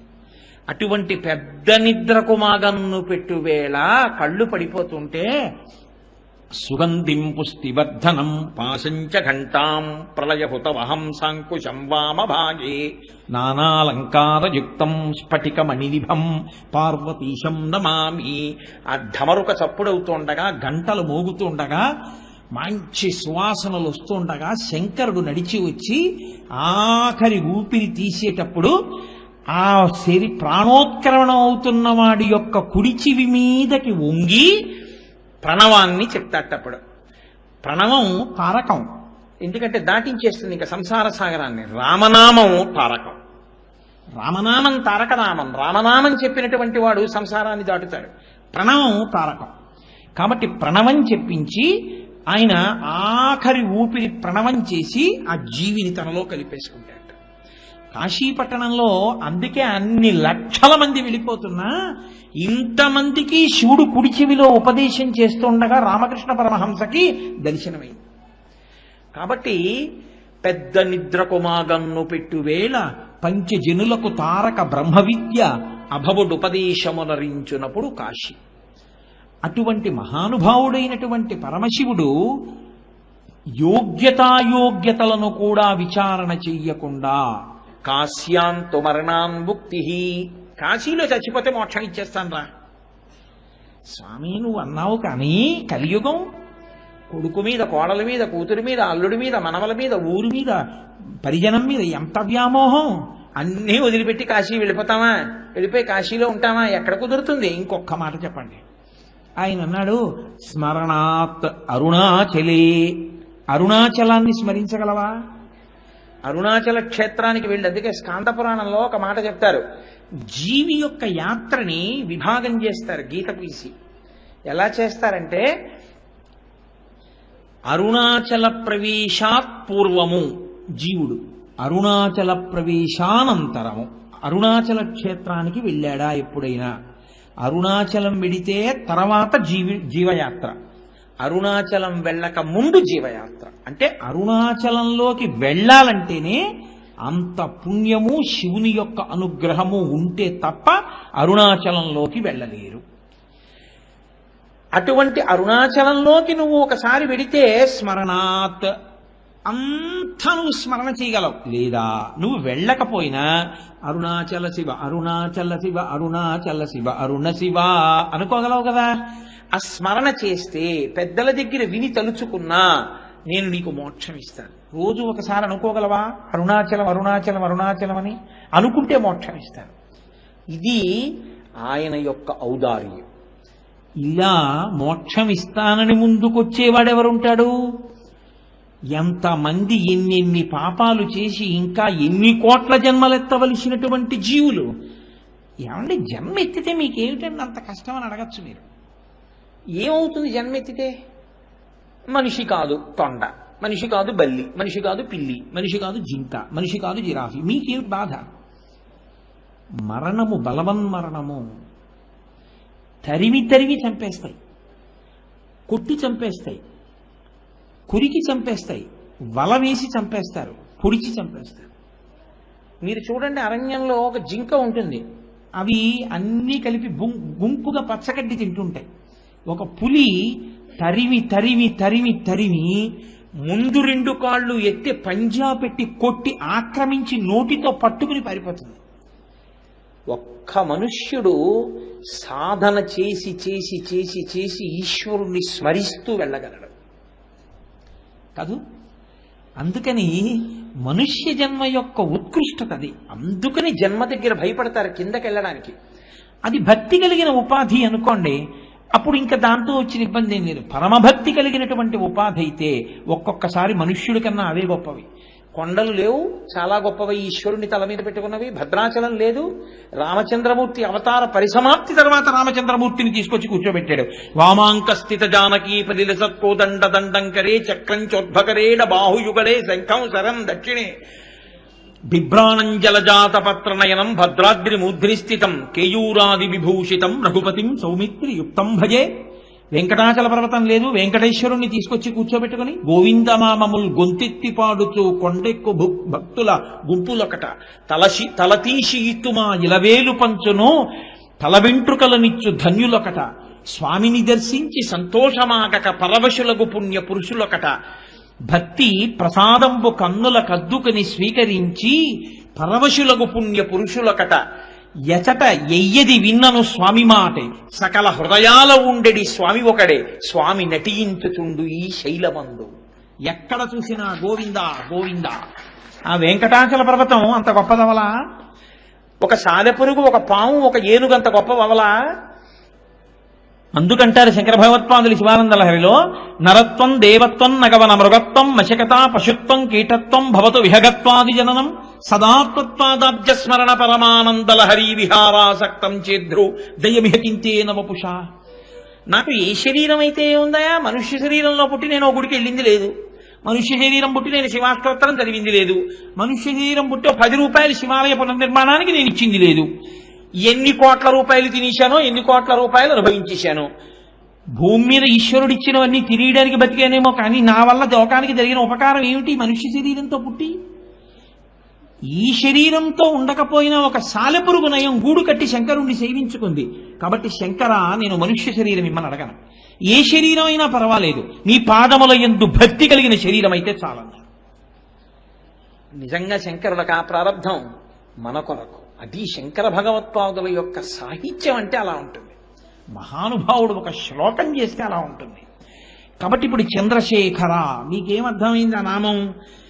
ఎంతటి దోషభూయిష్టమైన జీవితం ఉన్నవాడైనా, ఎన్ని పాపములు చేసిన వాడైనా, ఆయన పాదముల మీద పడిపోతే ఇన్ని నీళ్ల చుక్కలు తీసుకొచ్చి శివలింగం మీద పోస్తే, ఒక్క కాయో పండో పాలో నివేదన చేస్తే ఆయన అలా అనుగ్రహించగలడు.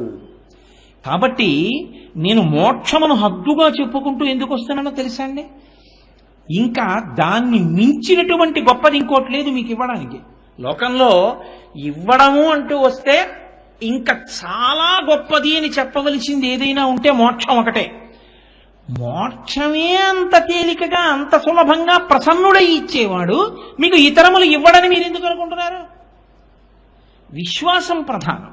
విశ్వాసము ఉండాలి, కానీ ఎందుకు జరగదు? పెద్దలు ఒక మాట చెప్తారు.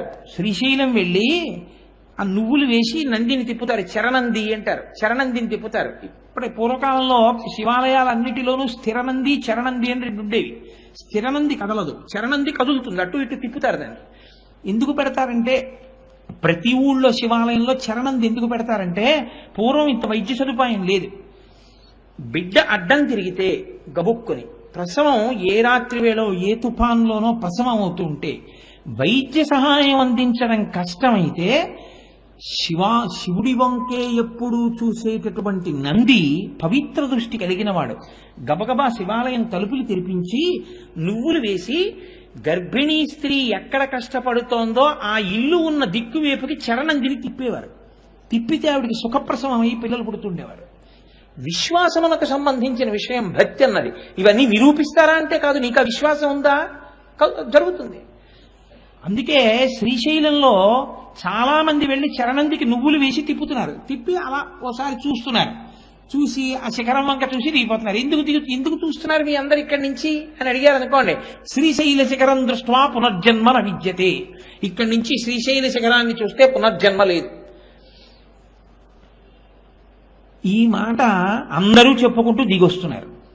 పార్వతీదేవి అంది శంకరుడితో, ఏమిటండి ఇంతమంది చూస్తున్నారు కదా, వీళ్ళందరి పాపాలు పోయాయా అని అడిగింది. అంటే ఆయన అన్నాడు, విశ్వాసం ఉన్న వారికి పోయాయి పార్వతి అన్నాడు.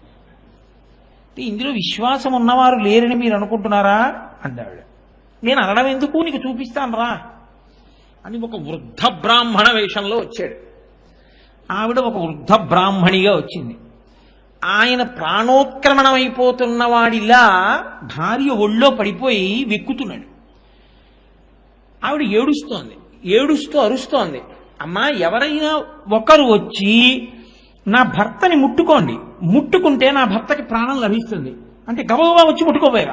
ఆగండి, ఎవరు పడితే వాళ్ళు కాదు, పాపము లేని వాళ్ళు ఎవరో వాళ్ళు ముట్టుకోండి, నా భర్త బతుకుతాడు. పాపం ఉండి ముట్టుకుంటే మాత్రం ఇబ్బంది వస్తుంది. అంటే ఎవరికి వాళ్ళే అన్నారు, అమ్మో అలా కుదరదులేండి, మేము ఏదో చేశానులేండి, అవన్నీ ఎందుకు ఇప్పుడు ఈ వివరాలన్నీ ఏదో ఉంది రండి వెళ్ళిపోదాం అని వెళ్ళిపోతున్నారు. ఒక వేశ్య, ఆవిడ జీవితం ఏమిటంటే ప్రతిరోజు విటులతో జీవితాన్ని గడుపుతుంది. ఆవిడ ముందుకెడుతుంటే అందాలన్నారు, ఆవిడ వేశ్య, ఆవిడెడుతోంది ఏమిటన్నారు. ఆవిడంది, అమ్మా నేను ముట్టుకుంటానమ్మా, నీ భర్తని బతుకుతాడని. అంటే పార్వతీదేవి అంది, నీకు పాపం లేదా అంది. అంటే ఆవిడంది, నాకు పాపము లేదు. ఎందుకు లేదో తెలుసా, శ్రీశైల శిఖరం దృష్ట్వా పునర్జన్మ న విద్యతే. పాపమో పుణ్యమో నశించిపోతే కదా ఇంకా పుట్టడానికి శరీరం లేకుండా ఉండడం. అవి రెండు ఉంటే కదా ప్రారంధం అనుభవించడానికి ఉపాధిని స్వీకరించడం. ఇంకా అసలు ఉపాధిని స్వీకరించిన అవసరం ఏమిటి, నాకు పుణ్యము లేదు పాపము లేదు, రెండు పోయాయి. ఎప్పుడు నేను శ్రీశైల శిఖరం చూశానో అప్పుడే పోయాయి. కాబట్టి నాకు పుణ్యపాపములు లేవమ్మా, నేను ముట్టుకుంటానంది. శంకరుడు అన్నాడు, ఈవిడికి పోయింది పాపం ఈశ్వరి. ఎందుకో తెలుసా, విశ్వాసము ఆవిడకుంది. వాళ్ళు చూశారు కానీ వాళ్ళకి ఇంకా అనుమానమే, మా పాపం మాకుందని. ఇంకా విశ్వాసం లేకుండా వెళ్ళి చేసిన దానికి పుణ్యం ఏమిటి పాపం ఏమిటి. ఈశ్వరి తప్పేం లేదు, పార్వతి ఆ విశ్వాసము ఎవరికి ఉంటుందో వారికి మాత్రమే ఇటువంటి అనుగ్రహము లభిస్తుంది. కాబట్టి కొన్ని పేర్లు ఎక్కువ పలికే పేర్లు ఈశ్వర సంబంధంగా ఉండడం ఎంత మంచిదో నాకు ఇవాళ బాగా అర్థమైంది. కాబట్టి అని పార్వతీదేవితో పరమశివుడు చెప్పినటువంటి ఘట్టాన్ని మనకి పెద్దలు చూపిస్తూ ఉంటారు. విశ్వాసము ప్రాతిపదిక కనుక చంద్రశేఖర ఆ నామమునకున్న గొప్పతనం ఏమిటో తెలుసా అండి. ఆయనని పెట్టుకున్నాడు కాబట్టి మనని ఎందుకు పెట్టుకోడు. తండ్రిని మించిన కొడుకు వినాయకుడు. తండ్రి గారు ఇంకా ఏం చేశాడంటే ఆయన్ని తీసి పెట్టుకున్నాడు తల మీద. వినాయకుడు అయితే ఏమిటో తెలుసా అండి. సరే ఇవాళ మనం చదివే కథలన్నీ అదో రకం కథలు అనుకోండి. వినాయకుడు వినాయక చవితి నాడు అన్ని లోకములు తిరుగుతూ చంద్రలోకానికి కూడా వెళ్ళాడు. చంద్రుడికి చిన్న అతిశయం ఒకటి ఉంది. ఏమిటంటే అందరూ ఆయన మీద స్తోత్రం చేస్తారు, పొగుడుతారు, ఆయన కవిత్వం చేస్తారు. కాబట్టి నేను అందగాన్ని. వినాయకుడు బాహ్యంలో మరుగుజ్జు రూపంలో ఉంటాడు, పెద్ద పొట్ట, ఏనుగు తల, తొండం, చాటలంతంత చెవులు ఉంటాడు. అందుకని నేను అందగాన్ని, ఈ పిల్లాడు అందవికారంగా ఉంటాడు. ఆంతరము అందము వినాయకుడిది, బాహ్యము అందము చంద్రుడిది. బాహ్యంలో తను అందంగా ఉండడం, కవులు తన మీద శ్లోకాలు అల్లడం ఆయన అతిశయానికి కారణమైంది. కాబట్టి ఒక వంకర నవ్వు ఒకటి నవ్వాడు వినాయకుడిని చూసి. ఓహో అందరూ నిన్ను స్తోత్రం చేస్తున్నారు, నీ వంక చూస్తున్నారు, నిన్ను చూసి అందరూ అబ్బాయి ఎంత అందగాడు అంటున్నారు, అందంగా ఉన్న వాళ్ళ ముఖాలన్నీ నీతో పోలుస్తున్నారు. అందుకు కదా ఈ అతిశయం వచ్చింది. ఈ గర్వం పోవాలి. కాబట్టి ఆయన అన్నాడు, ఈయన ముఖం ఎవరు చూస్తారో వాళ్ళకి నీలాపనిందలు వస్తాయండి. ఇంకక్కడి నుంచి జనం ఏం చేశారు? వినాయక చవితి నాడు కాదు, ఏ రోజైనా చీకటి పడి ఏదైనా బయటకు వస్తే వీడోడు దిక్కుమాలినాడు ఆకాశంలోనూ వీడు ఎక్కడ కనపడతాడో అని ఇలా అనుకునేవారు. ఇన్నాళ్ళు చూసి కవిత్వాలు వెళ్ళిన వాళ్ళు, ప్రత్యేకంగా అరుగుల మీద కూర్చుని చూసిన వాళ్ళు, భార్యని ఇందువదన అంటే పొంగిపోయిన ఆవిడ అప్పటి వరకు ఇందువదన అంటే మీరు నన్ను ఆయనతో పోల్చకండి నా ముఖాన్ని అండం మొదలెట్టింది. అది చాలా చిన్నతనంగా అనిపించింది చంద్రుడికి. ఎవరూ చూడరు, అందరూ తిడతారు, చిచి ఇలా రావడానికి నాకే సిగ్గేస్తోందని ఆయన పాలసముద్రంలోకి వెళ్ళిపోయాడు. వెళ్ళిపోతే ఉపద్రవం ఎక్కడ వచ్చింది? చంద్రుడు లేకపోతే ఓషధులు ప్రకాశించవు, కాబట్టి ఓషధులు లేవు. అప్పుడు దేవతలందరూ కలిసి చంద్రుడిని తీసుకుని వినాయకుడి దగ్గరికి వెళ్ళారు. వెడితే వాళ్ళు అన్నారు, అయ్యా చంద్రుడు లేకపోతే ఓషధులు లేవు, ఆయన వచ్చి కూర్చుందామంటే అందరూ నింద చేస్తే పాపం ఆయనకి సిగ్గుగా ఉంది, నువ్వేమో ఆయన ముఖం చూస్తే నీలాపనిందలు వస్తాయంటున్నావు, అందుకని జనం చూడటం లేదు, మీరే అనుగ్రహించాలా అయిందంటే ఈ చంద్రుడు వచ్చి గభాలన వినాయకుడి కాళ్ళ మీద పడిపోయాడు. నేను కోరుకున్నది ఈ మార్పు, నీకు ఇంత తొందరగా మార్పు వచ్చి నువ్వు బాగుపడతావని నేను అనుకోలేదు, ఇంత మార్పు వచ్చిన తర్వాత నేను ఎందుకు ఆదరించనరా అని గభాల చంద్రవంక తీసి నెత్తి మీద పెట్టుకుని ఆయనకంత మార్పు వచ్చిందన్న సంతోషంలో ఈయన నాట్యం చేశాడు. అప్పుడు వచ్చింది నృత్య గణపతి స్వరూపం. లేకపోతే ఆయన నృత్యం ఏమిటండి, అంత పెద్ద కడుపుతోటి దాంతో ఆయన నృత్యం చేస్తే బాగుంటుందా?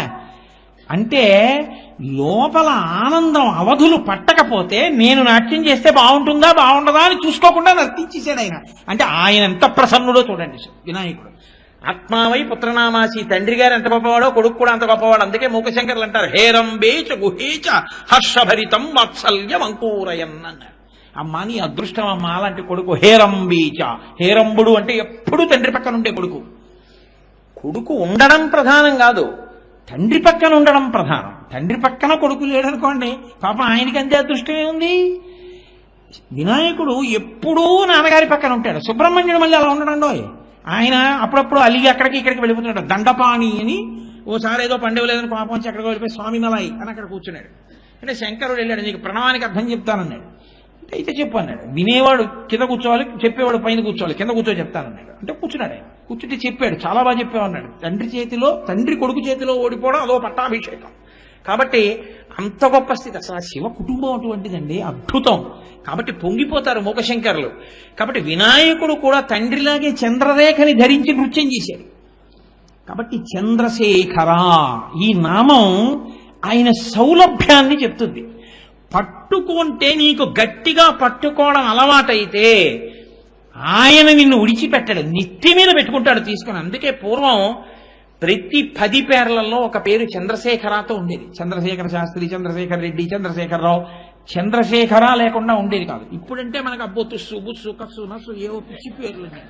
కాబట్టి చంద్రశేఖర అంత గొప్ప నామం. సరే అది ఒకటి అలా ఉంచండి. ఏమి చంద్రశేఖర? కాబట్టి చంద్రశేఖర తాత్విక కోణంలో ఆలోచిస్తే అదొక అద్భుత నామం. నేను ఒక కోణాన్ని మీకు చెప్పాను, ఇంకొక కోణం చెప్పాను. నామాన్ని నేను ఇంకా విడిచిపెట్టేస్తాను.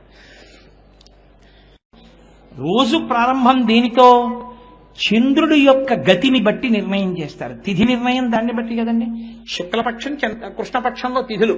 మీరు రోజు సంకల్పం చెప్పారనుకోండి, శ్రీ విరోధీ నామ సంవత్సరే దక్షిణాయనే శరదృతు కార్తీక మాసే శుక్లపక్షే అని ఆ రోజు ఏ తిథి ఉందో ఆ రోజు ఆ సూర్యోదయానికి ఉన్న తిథి చెప్తాం. పంచమీ తిథౌ భృగువాసరే శుభ నక్షత్రే శుభయోగే శుభకరణే ఏవం విశేష విశిష్టాయాం శుభతిథౌ శ్రీమాన్ శ్రీమతః ఆత్రేయ సగోత్రస్య కోటేశ్వర శర్మనామధేయస్య ధర్మపత్ని సమేతస్య మమోపాత్త దురితక్షయ ద్వారా అంటూ సంకల్పం చేస్తాం.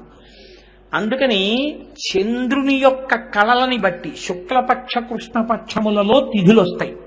తిథులను బట్టి కాలము వెళ్ళిపోతుంది మనకి. అందుకే సంవత్సరం వేయడం అనేటటువంటిది అంకెలలో వేయడంగా వెయ్యరు, 60 చెప్తూ ఉంటారు. సంవత్సరం మీరు చెప్పారనుకోండి, 1973లో పుట్టాడు, 1993, 2006, 2009 అలా ఎందుకు చెప్పరో తెలుసా అండి? మన వాళ్ళు చేతకాక కాదు. ఏమి సంవత్సరాలు 60 ఎందుకు చెప్పడం? 2000 ఏళ్ళు చెప్పకూడదా? 2000 పేర్లు చెప్తే మీరు ఎప్పుడు పుట్టారో తర్వాత ఏదో చెప్పుకోరేంటి? బోల్డన్ని సంవత్సరాలు చెప్పచ్చుగా. 2009, 2010, 2011, 2012 అలా అంకెలు పెట్టేసినట్టే పెట్టకూడదు. 60 ఎందుకు పెట్టాలి? ఋషులు ఏది చేసినా అందులో పరమార్థం ఉంటుంది. 60వ సంవత్సరానికి గండకాలం వస్తుంది. నక్షత్రం గండకాలంలోకి వెళ్ళిపోయి శరీరాన్ని గ్రసించేటటువంటి ప్రయత్నం ప్రారంభమవుతుంది. అందుకని 60 సంవత్సరాలు పెడతారు. మీరు పుట్టిన సంవత్సరాన్ని 60వ ఏట మళ్ళీ మీరు చూస్తారు. నేను విరోధిలో పుట్టాను అనుకోండి, మళ్ళీ విరోధి వచ్చింది అనుకోండి, అంటే నాకు 60 పూర్తయిపోయి అని గుర్తు. 60 పూర్తయిపోయింది అంటే షష్ఠి పూర్తి. 60 పూర్తయిపోయాయి. 60 పూర్తయిపోయాయి అంటే ఆయుర్దాయాన్ని గ్రసించే సమయం వస్తుంది కలియుగంలో. శతమానం భవతి కదండి, 100 ఏళ్ళు. 60 దగ్గర గండం, పెద్ద గండం వస్తుంది శరీరాన్ని గ్రహించడానికి. దీన్ని తొలగించడానికి మార్గమేమి? అందుకని మళ్ళీ మంటపాలు వేస్తారు. నక్షత్రాలు వాటన్నిటితోటి మంటపం వేసి కడుపున పుట్టిన బిడ్డలు అడగాలప్పుడు. ఇక నేను బతకాలని ఆయన కోరుకోడు, ఎందుకంటే 60 అంటే అప్పటికి మనవాడు వచ్చేస్తాడు. ఎవరు అడగాలి? మా ఇంట్లో శుభలేఖ మా నాన్నగారి పేరు మీదే రావాలి. మా ఇంట్లో ఇంకా నీరాజనం సింహాసనానికి మా నాన్నగారే ఇవ్వాలి. మా నాన్నగారు మాకు ఇంకా అలా చక్కగా అన్ని చెప్తూ మా నాన్నగారు ఆయుర్దాయంతో ఆరోగ్యంతో ఉండాలి. అంతేకాని ఏదో మనవడు పుట్టేశాడు కదా అని చెప్పేసి మా నాన్నగారి శరీరం పడిపోవడానికి వీల్లేదు. మహానుభావుడు, ఆయన ఉన్నంత కాలమే మాకు ఈ ఐశ్వర్యం. కాబట్టి మా నాన్నగారు ఉండాలి అని కడుపున పుట్టిన బిడ్డలు కోరుకోవాలి. గురువు గారి దగ్గర గురువు గారి వాక్కుల చేత అనుగ్రహాన్ని పొందిన శిష్యులు కడుపున పుట్టిన బిడ్డలే కనుక శిష్యులు కోరుకోవాలి. షష్ఠి పూర్తి తండ్రి తాను చేసుకోడు. తన డబ్బుతో తాను చేసుకున్నది షష్ఠి పూర్తి కాదు. తన బిడ్డలు తన శిష్యులు చేస్తారు షష్ఠి పూర్తి. అలా చేస్తే కాదనడం గురువు గారికి మర్యాద కాదు. అలా అనకూడదు గురువు గారు. కాబట్టి ఇప్పుడు వాళ్ళు శతఛిద్రాభిషేకం చేస్తారు. చిన్నపిల్లలు కూడా వచ్చి పళ్ళెం పెట్టి నీళ్లు పోస్తారు. నాన్నగారు మీరు ఇంకా జీవించాలని. మళ్ళీ 75 దాటిపోతుంటే సహస్రచంద్ర దర్శనోత్సవం చేస్తారు. తర్వాత శతమానం భవతి. కనుక 60 సంవత్సరాలు పెట్టడానికి కారణం అది. మళ్ళీ ఈ సంవత్సరం 2 కింద విడగొట్టేస్తారు. దక్షిణాయనము, ఉత్తరాయణము. ఏమిటి ఆయనం? ఆయనము అంటే కదలిక. ఆయనము అంటే కదలిక. రామాయణము అంటే రాముని కదలిక. కోటేశ్వరాయనము అని ఉండదు. ఎందుకు ఉండదు? అందరూ ఎలా నడుస్తారో నేను అలాగే నడుస్తాను. ఎలా నడుస్తానో నడవాలంటే ఒకటే, 2 కాళ్ళు ఉండాలి. 2 కాళ్ళు లేవనుకోండి, ఒక కాలే ఉంటే అది కుంటి నడక. ఒక కాలు మీదే ఆధారం మోపుకోగలరు, 2వ కాలు సహకరించలేదు. కాబట్టి కుంటి నడక అంటారు. 2 కాళ్ళు ఉంటే ఒక కాలు మీద బరువు పెట్టి 2వ కాలు ఎత్తి ముందుకేసి మళ్ళీ వెనక కాలు మించి బరువు తీసి పక్కకి తీస్తాడు. అది గమనము, కదలిక. రామాయణము, రాముడు కూడా కదులుతాడు. ఎలా కదులుతాడు? 2 కాళ్ళ మీద కదలడం. సత్యము, ధర్మము రెండిటి మీద కదులుతాడు. రాముడి కదలికలన్నీ సత్యధర్మముల యొక్క కదలికలే. అందుకని రామాయణము, ఉత్తరాయణము, దక్షిణాయనము. దక్షిణాయనమంతా ఉపాసనాకాలం, ఉత్తరాయణమంతా సిద్ధికాలం. అందుకే దక్షిణాయనంలో విష్ణుమూర్తి పడుకుంటారంటే ఎవరెవరు మనసులో ఎంత భక్తితో ఉన్నారో ఆయన చూస్తారు. కాబట్టి దక్షిణాయనము, ఉత్తరాయణము 6 నెలలు ఇది, 6 నెలలు అది. ఈ దక్షిణాయనం ప్రారంభం ఎప్పుడు? ఆషాఢమాసం దగ్గర ప్రారంభం అవుతుంది. అక్కడి నుంచి కొన్నాళ్ళు చైత్రమాసం దగ్గరికి వచ్చేటప్పటికి ఉత్తరాయణం ప్రారంభం అవుతుంది. మళ్ళీ అదో గమ్మత్. అలా ఎందుకు విడగొట్టారు? చైత్రమాసంతో మొదలుపెట్టి దక్షిణాయనం ఎందుకు పెట్టలేదు అంటే మళ్ళీ పెద్ద పరిశీలన. ఇప్పుడు దాని జోలి కడితే అయ్య పనే. అందుకని అలా వినండి చాలు. దక్షిణాయనము, ఉత్తరాయణము. ఇప్పుడు ఈ 6 నెలల దక్షిణాయనం, 6 నెలల ఉత్తరాయణం మళ్ళీ దేని మీద ఆధారపడ్డాయి?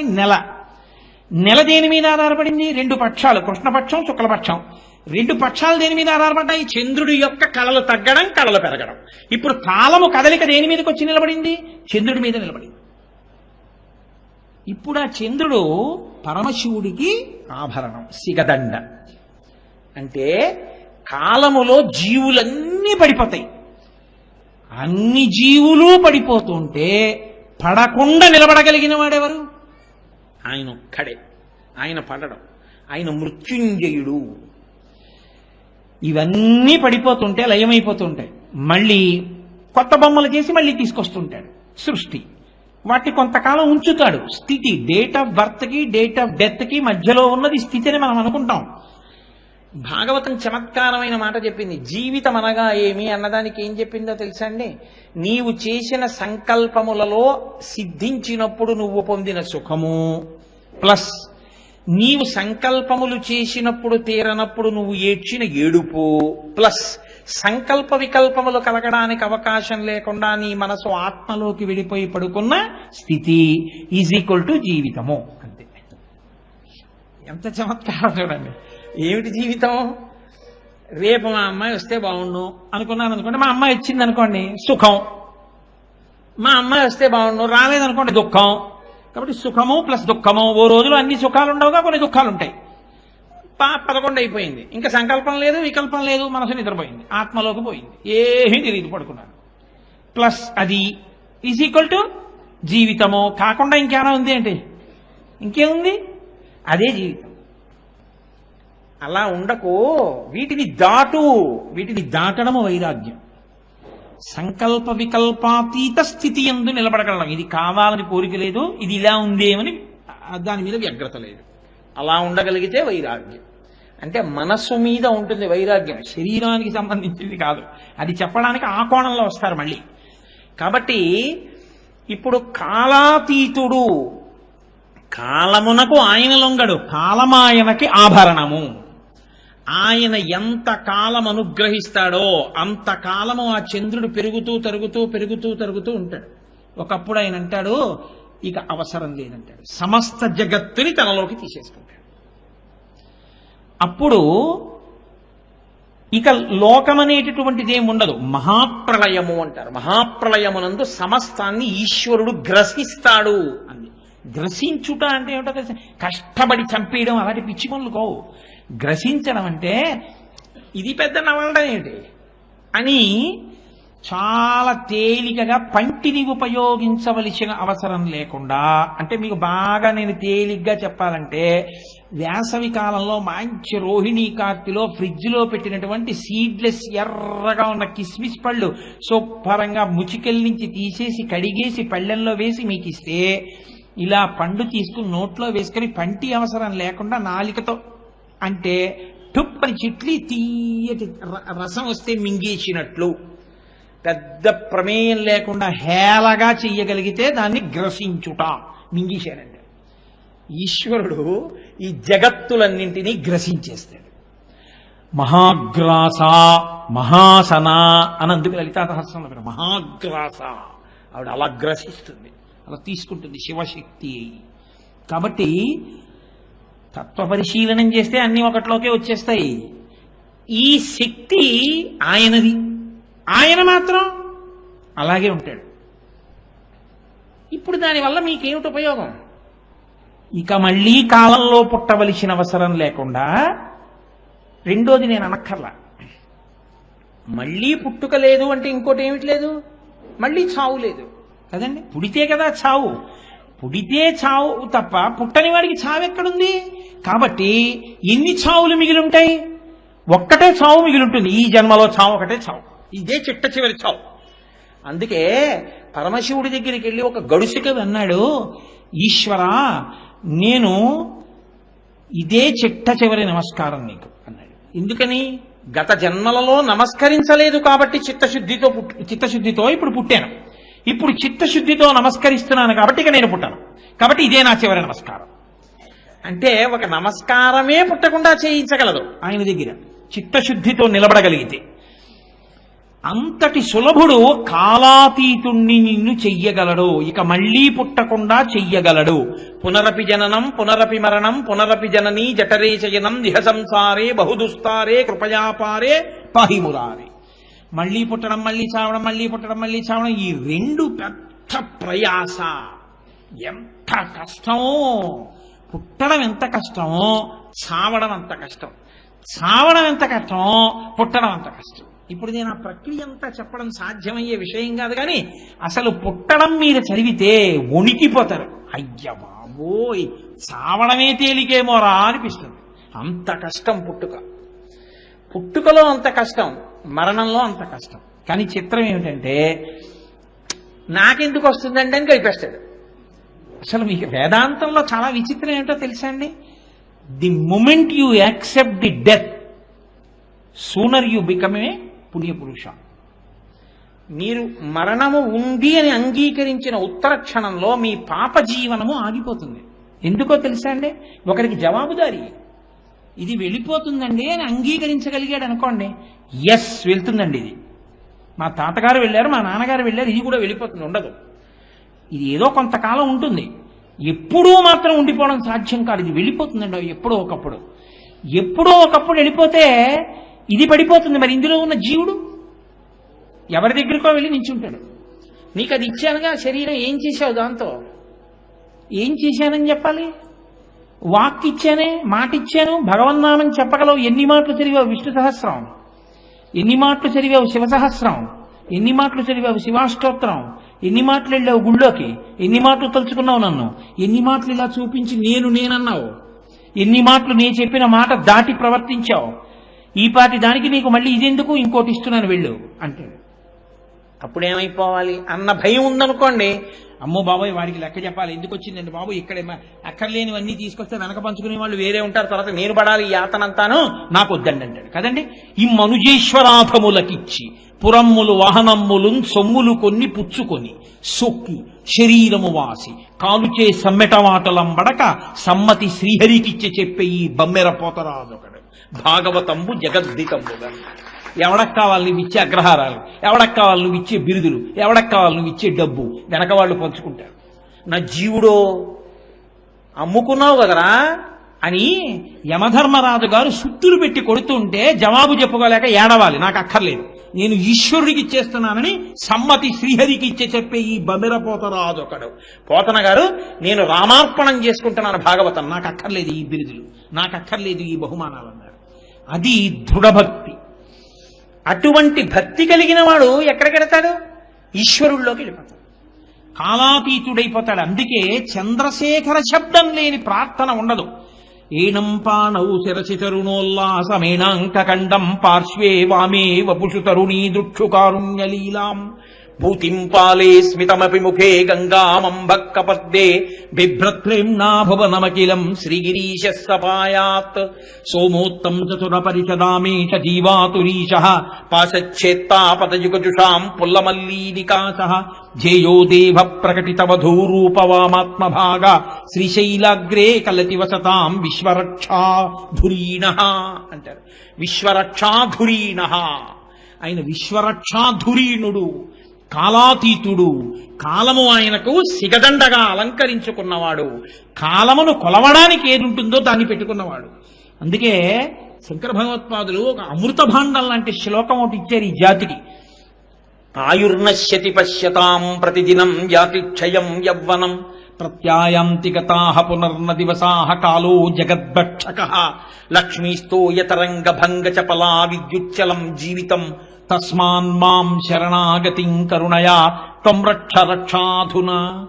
భావం తెలిసి భక్తితో ఒక్క మారు ఈశ్వరుడి మ్రోల చదువుకున్నా చాలు, ఆయన పైకెత్తి పట్టుకుని తొడ మీద కూర్చోబెట్టుకుంటాడు. ఈశ్వరా ఆయుర్నశ్యతి పశ్యతాం ప్రతిదినం యాతి క్షయం యవ్వనం. ఏమిటో అది అంటున్నాను ఇది అంటున్నాను, సూర్యోదయం అయింది సూర్యాస్తమయం అయిందంటే రోజులో సగం అయిపోయింది, చంద్రోదయం అయి చంద్రాస్తమయం అయిందంటే ఇంకో రోజు వెళ్ళిపోయింది. యవ్వనం అయిపోతోంది, వార్ధక్యం అయిపోతోంది. అది సంపాదించాను ఇది సంపాదించాను, ఇవాళ బోనస్ పేమెంట్ అవుతోంది, రేపు పొద్దున జీతాలు వస్తాయి, ఎల్లుండి డిఏరియర్స్ వస్తాయి, ఆ రోజున వేసిరియర్స్ వస్తాయని లక్ష్మీస్తో యతరంగ భంగ చపలా విద్యుచ్చలం జీవితం. మెరుపు ఎంతసేపు ఉంటుందో అంతసేపు ఉండి ఇది వెళ్ళిపోతోంది, జీవితం అయిపోతోంది. నళినీదళగత జలమతి తరళం తత్వజ్జీవితమతిశయ చపలం విద్ధిర్వ్యాధ్యభిమానగ్రస్తం లోకం శోకచ హంత సమస్తం. ఎప్పుడూ దేనికో ఏడుస్తూనే జీవితం గడిపేశాడు, అయిపోయింది. ఈశ్వర ఆయుర్దాయం వెళ్ళిపోతోంది, నేనా తెలుసుకోలేకపోతున్నాను, ఇంకా వచ్చే రోజులు ఏదో మురిసిపోతున్నాను అంతే. డైరీలో ఇది చెప్దాం అది చెప్దాం, ఈ పూజ చేద్దాం ఆ పూజ చేద్దాం, డైరీలో ఒక్కనాడు రాసింది లేదు.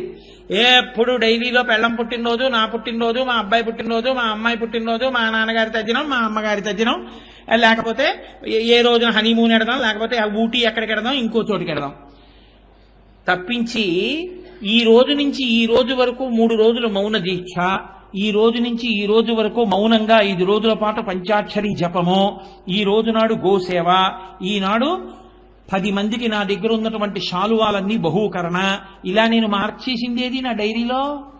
ఫలానా రోజు నుంచి ఫలానా రోజు వరకు దీక్షతో ఉపన్యాసములో ఏది అసలు రాసిందేది, చేసిందేది అయిపోతోంది. ఈశ్వర నాకు బుద్ధి కలగట్లేదు. మాకు రుధన జన యవ్వన గర్వం హరతి నిమేషత్కాల సర్వం మాయామయమిదమగిలం హిత్వా బ్రహ్మపదం త్వం ప్రవిశ విదిత్వ. నేనింత అందగాడిని అంటాడు, నేనింత అధికారిని అంటాడు, నేను పరిపాలకుడిని అంటాడు. ఉత్తర క్షణంలో దిక్కులేని పీనుగా. ఎవరికి తెలుసు ఎవడు ఎక్కడ ఎప్పుడు పడిపోతాడో, ఎవడు ఎక్కడ ఎలా ఎవరి శరీరం పడిపోతోందో? ఇది తెలియకపోతే, తెలుసుకోకపోతే, ఈశ్వరానుగ్రహంగా జీవితాన్ని మలుచుకోకపోతే మాకురు ధనజన యవ్వన గర్వం, ధనము జనము యవ్వనము అన్న గర్వాన్ని కాలము గ్రసించేస్తుంది. హరతి నిమేషత్కాల సర్వం. ఫోటోకి ఎడం చేతి పక్కన కాకుండా కుడి చేతి పక్కన తేదీ వేసేశారో అయిపోయింది. ఇంకా తర్వాత ఎవడో గైళ్ళు పెట్టాలని నువ్వు కోరుకోవాలంతే. వాడు వెళ్ళాడు, పెట్టాడు. వాడు 11 రూపాయలు గోదానం అంటే వాడు గోవుని తెచ్చి చేస్తాడా? వాడు గోవుని తెచ్చి కూడా చేయడు వాడు. అందుకే శంకరుడు ఉదారుడు. ఆయన ఏం చేశాడో తెలుసా అండి? మహానుభావులండి. పరమేశ్వర తత్వాన్ని మీరు ఆలోచన చేయండి. నామరూపాలతో ఏముంది, నా బుర్ర అది పట్టు కూర్చుంటే వచ్చేది ఏమి ఉండదు. శంకరుడు కైలాస పర్వతం మీద తపోనిష్టలో కూర్చుని ఉన్నాడు. ఆవులన్నీ చుట్టూ చేరే. నేను మహాభారతం అనుశాసనిక పర్వంలోంచి చెప్తున్నాను ఇప్పుడు చెప్పేది. ఏదో ఈయన కట్టుకథలు చెప్తున్నాడని మీరు అనుకోకండి. ఆధారం లేని నేనేం చెప్పను. ఆయన తపోనిష్టలో ఉన్నాడు, కూర్చుని ఉన్నాడు. ఆవులన్నీ ఆయన చుట్టూ చేరితే ఒక ఆవు పాలు దూడ తాగుతోంది. దూడ ఆవు పాలు తాగడంలో ఒక చమత్కారం ఉంటుంది. మీరు పాలు పిండితే అది రాదు, ఆ దూడ తాగితేనే వస్తుంది. దూడ ఇలా ఇలా ఇలా తాగుతూ పొదుగులు గుద్దుతుంటుంది. ఆ తాగేటప్పుడు దాని మూతి 2 పక్కల కూడా ముట్టి 2 పక్కల బోల్డంత నొరగొస్తుంది. అలా నొరగొచ్చింది. కైలాస పర్వతం మీద గాలికి ఎగిరి ఆ నొరగ తుంపర్లు శంకరుడి యొక్క జటాజూటం మీద పడ్డాయి. పడితే శంకరుడు కళ్ళు తెరిచి చూశాడు. ఆయనకి తెలియక కాదు, ఆయనకి కోపం వచ్చి కాదు. ఆయన వెంటనే ఇలా చూసి, ఓ ధేనువులారా, మీరు మీ నోటి ఎంగిలిని నా మీద పడేశారు తీసుకొచ్చి అని కించిత్ ఎర్రగా చూశాడు. అవి చచ్చిపోలేదు, అది విచిత్రం. ఆయన నిజంగా 3వ కన్ను తెరిస్తే మన్మధుడు కాలిపోయాడు. ఆయన చంపాలని కాదు, ఆయన 3వ కంటిలోని ఎర్రటి కాంతి వెళ్లి గోవులు కొన్నిటి మీద పడింది. పక్కన ఉన్న గోవులు పారిపోయాయి. ఎదురుగుండా ఉన్న గోవులు ఎర్రగా అయిపోయాయి. కొన్నిటి మీద పడనట్టు పడి ఎర్ర మచ్చపడ్డాయి, పారిపోయేవి. ఏదీ చచ్చిపోలేదు. బ్రహ్మగారు పరిగెత్తుకొచ్చాడు. అయ్య బాబోయ్, గోవుని రక్షించాలి కదా శంకరా, మీరేమిటి గోవు మీద 3వ కన్ను తెరిచారన్నాడు. నేనేం తెలియక తెరవలేదు. గోక్షీరం తాగుతున్నప్పుడు ధేనువు యొక్క నురుగు నా జటాజూటం పడిపడింది. అంటే బ్రహ్మగారు అన్నాడు, సృష్టిలో ఆ ఎంగిలి కాని పదార్థములంటూ ఉంటే ఉన్నవి 2 ఏమిటో తెలుసా అండి? ఒకటి ఆత్మ. ఎందుకో తెలుసా? ఆత్మ మౌనంలో అనుభవానికి వస్తుంది, వాక్కుతో తెలియదు. కాబట్టి వాక్కు ఎంగిలి, నోట్లోంచి కదా వస్తుంది వాక్కు. ఎంగిలైన వాక్కుకి ఆత్మానుభవం లేదు, అది అనుభవింపబడేదే కానీ అనుభవం చెప్పేది కాదు. కాబట్టి ఆత్మానుభవము ఎంగిలి చేయబడదు. 2 గోక్షీరమునకు ఎంగిలి లేదు. దూడ తాగి విడిచిపెట్టిన పాలని దూడ యొక్క ఉమ్ముతో ఉన్న పితుకులని పితికినప్పుడు ఆ ఉమ్ముతో కలిసి పాలు పడ్డా గోక్షీరం ఎంగిలి కాదు. కాబట్టి శంకరా, మీకు తెలియంది కాదు. ఈశాన సర్వ విద్యానాం ఈశ్వర సర్వభూతానాం బ్రహ్మాధిపతి బ్రహ్మణోధిపతి బ్రహ్మ శివోమే అస్తు సదాశివోం. అటువంటి మీరు గోవుల్ని ఎందుకు ఎర్రగా చేశారన్నారు. ఆయన అన్నారు, గోవు సహజంగా చాలా గొప్పది. అంత గొప్పదైనటువంటి గోవుకి నేను ఇవాళ శివ తేజస్సు కూడా కలిపాను కొత్తగా. అందుకే ధేనువులలో ఏ వేటి మీద నా దృష్టి పడిందో ఆ ఆవులన్నీ కూడా ఎర్రటి రంగులో పుడుతుంటాయి. వాటి జాతి అంతా అవి గోవులలో కపిల గోవులు. ఎర్రటి ఆవుని దానమిచ్చినటువంటి వాడు ఊర్ధ్వలోకాల్లో శాశ్వత నివాసాన్ని పొందుతాడు. కపిల గోవు పాలతో క్షీరాన్ని తీసుకెళ్లి శివలింగానికి అభిషేకం చేసినవాడు అంత గొప్ప స్థితిని పొందుతాడు. కానీ మీరు ఒకటి గుర్తుపెట్టుకోవాలి, గోదానం చేసే రోజున గోదానం చేసే వరకు ఏమీ తినకూడదు, ఉపవాసంతో చేయాలి. కాబట్టి అంత గొప్పదిగా పరమశివుడు గోవు యొక్క మహాత్యాన్ని వర్ణిస్తాడు. అంత గొప్ప గోవులు కనుక గోష్టంలోకి వెళ్ళి లక్ష్మీదేవి అడిగింది, ఓ గోవులారా, పరమశివుడంతటి వాడు ఒకటి మూపురం శివలింగంగా ఉంటుంది, మూపురంలో శివుడు ఉంటాడు, శివుడంతటి వాడు మీలో ఉన్నాడు, మిమ్మల్ని కపిల గోవులుగా మార్చాడు, కాబట్టి నేను మీలో ఏదన్నా నాకు అవకాశం ఇవ్వండి, మీ దగ్గర ఉంటానంది. అవన్నా ఎవరికైనా ఇస్తాం, లక్ష్మి నిన్ను మాత్రం మా దగ్గరికి రానివ్వమంది. ఏమి నేనేం తప్పు చేశానంది ఆవిడ. నువ్వు చెంచల ఉండవు, ఇలా ఉంటావు, అలా వెళ్ళిపోతావు, బాధపడుతుంటారు వెళ్ళిపోతే, అందుకు నువ్వు వద్దు, మా దగ్గర నువ్వు వెళ్ళిపో అన్నారు. అంటే ఆవిడంది, మీకు తెలియనిది కాదు, నేను ఉండడము అనుగ్రహించడానికే, వెళ్ళిపోవడము అనుగ్రహించడానికి. రాక్షసుల దగ్గర ఉండకుండా వెళ్ళిపోతాను కాబట్టి రాక్షసులు దుర్వాడ పడుతున్నారు, లేకపోతే వాళ్ళు పాడు చేసేరు లోకాన్ని, వాళ్ళకి లక్ష్మీ కటాక్షం ఉంటే. దేవతలు భగవద్భక్తులు కనుక వాళ్ళ దగ్గర ఉంటూ ఉంటారు. నా కదలికల వలన లోకాన్ని కాపాడుతూ ఉంటాను తప్ప ఉత్తినే ఏదో నాకు ఉండడం ఇష్టం లేక వెళ్ళిపోయే స్వభావం ఉన్నదాన్ని కాను. లోకరక్షణ కొరకు వెళ్ళిపోతాను, భక్తితో ఉంటే ఉంటాను, భక్తితో ఉండకపోతే వెళ్ళిపోతూ ఉంటాను. అవన్నీ లోకానికి నీ వైభవాన్ని తెలియచేయడం కోసం నీతో చెప్పించాం, కానీ నీ గొప్పతనం తెలియని వాళ్ళం కాం, మా పేడలో ఉండండి. ఆవిడంది, గోమయం చాలా గొప్పది, నేను ఇక నుంచి మీ పేడలో నివాస స్థానాన్ని పొందుతానంది. అందుకే గోవు వెనక తట్టుతో పాటు గోమయం లక్ష్మీ స్థానం. ఇంటిని గోమయంతో అలుకుతారు, అలికి ముగ్గు పెడితే లక్ష్మీదేవి వచ్చి కూర్చుంటుంది. అందుకే దేవీ నవరాత్రులు చేసినా కూడా శాస్త్రం ఏం చెప్పిందో తెలుసా అండి, అమ్మవారిని నిలబెట్టే మంటపం వేసే ముందు గోమయంతో అలికి ముగ్గు పెట్టి మంటపం వేయాలి. ఇప్పటికీ మీరు గోకర్ణ క్షేత్రానికి వెడితే, ఒకసారి మా గోపాలకృష్ణ గారి నాయకత్వంలో మేము అందరం వెళ్ళాం. అక్కడ భోజనాలు పెట్టి మళ్ళీ భోజనాలు పెట్టాలి అంటే మనలా ఏదో తడిగుడ్డట్టుకు వచ్చి తుడిచేసి పెట్టరు, గోమయం తీసుకొచ్చి గోమయంతో అలికేసి మళ్ళీ అన్నం పెడతారు. గోమయంతో అలిగితే శుద్ధి అయిపోతుంది. గోమయం అంత గొప్పది. అసలు మీరు గోవు గోమయం గురించి వింటే ఆశ్చర్యపోతారు.